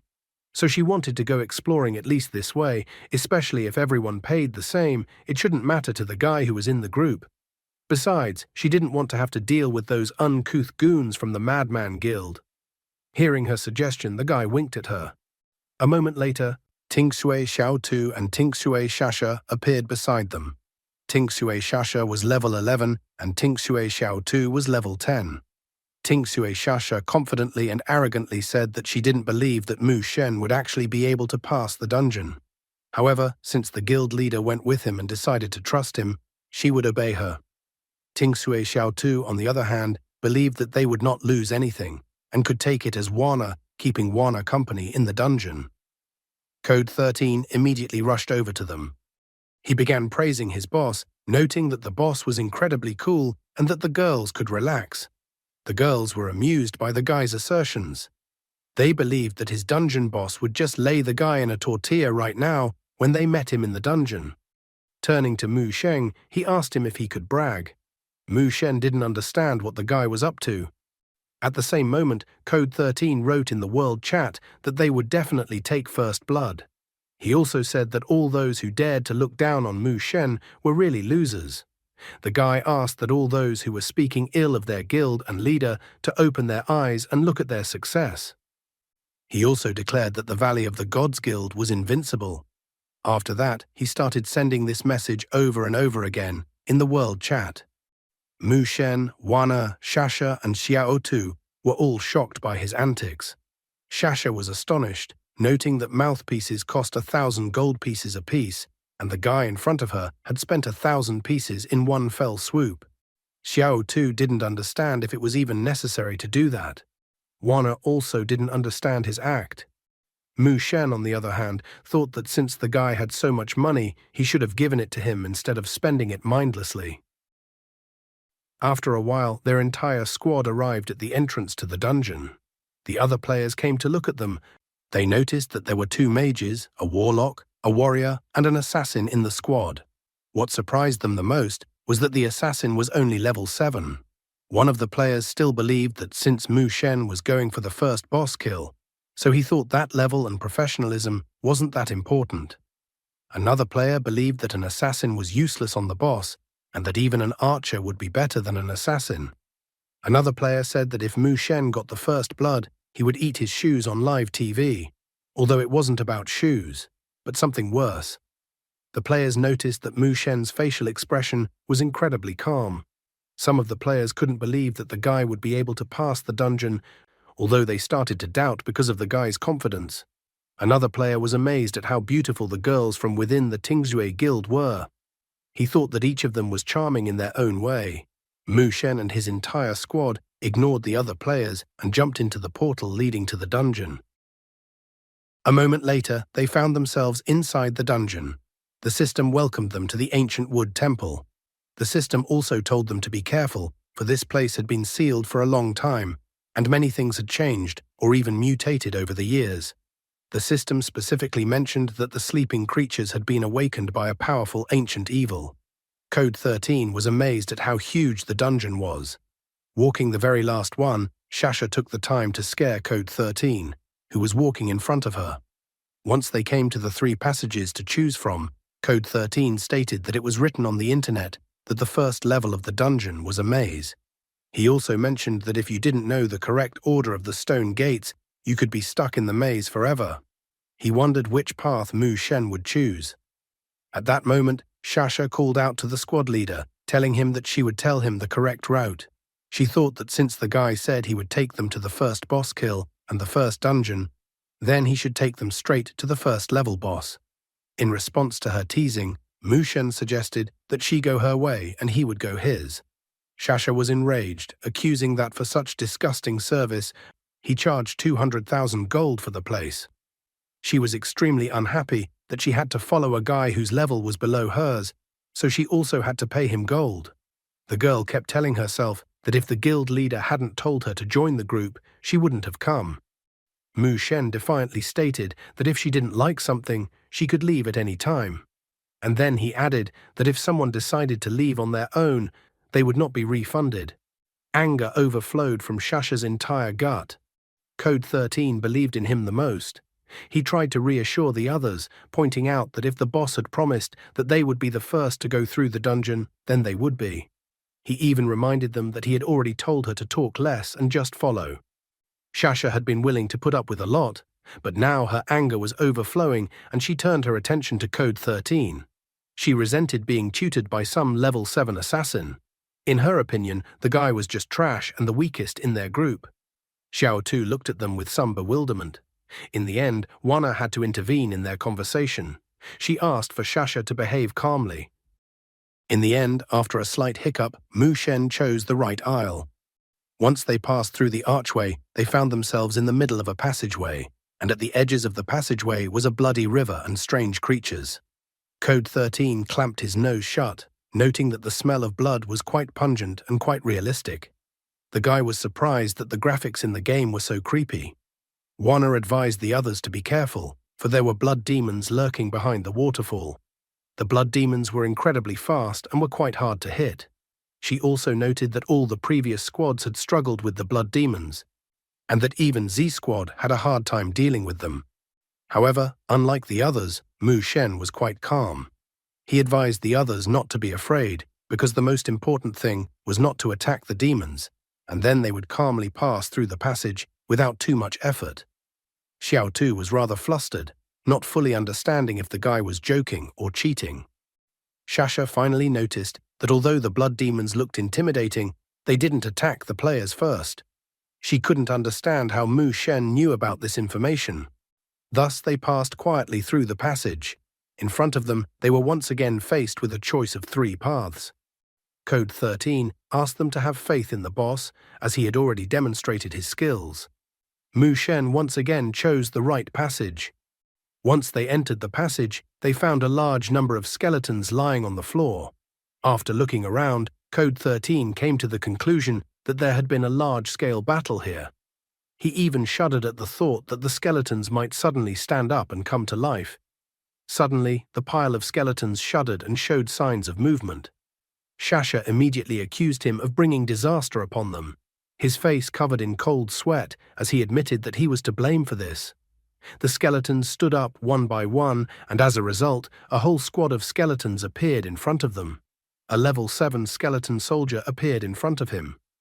The skeleton soldier had the characteristics: Health, 1200. Spirit, 0. Attack, 280. Defense, 40. Speed, 20. Armed with a short sword and shield, the skeleton soldiers rushed to attack the arriving players. What sneaky way is a guy going to mop up the first dungeon and make the first dungeon boss kill? And that's all for today. Thank you very much for watching the video. If you would like to see a sequel, please like, subscribe to the channel, and leave your wishes in the comments. You can also subscribe to Telegram to know about new videos. Bye everybody.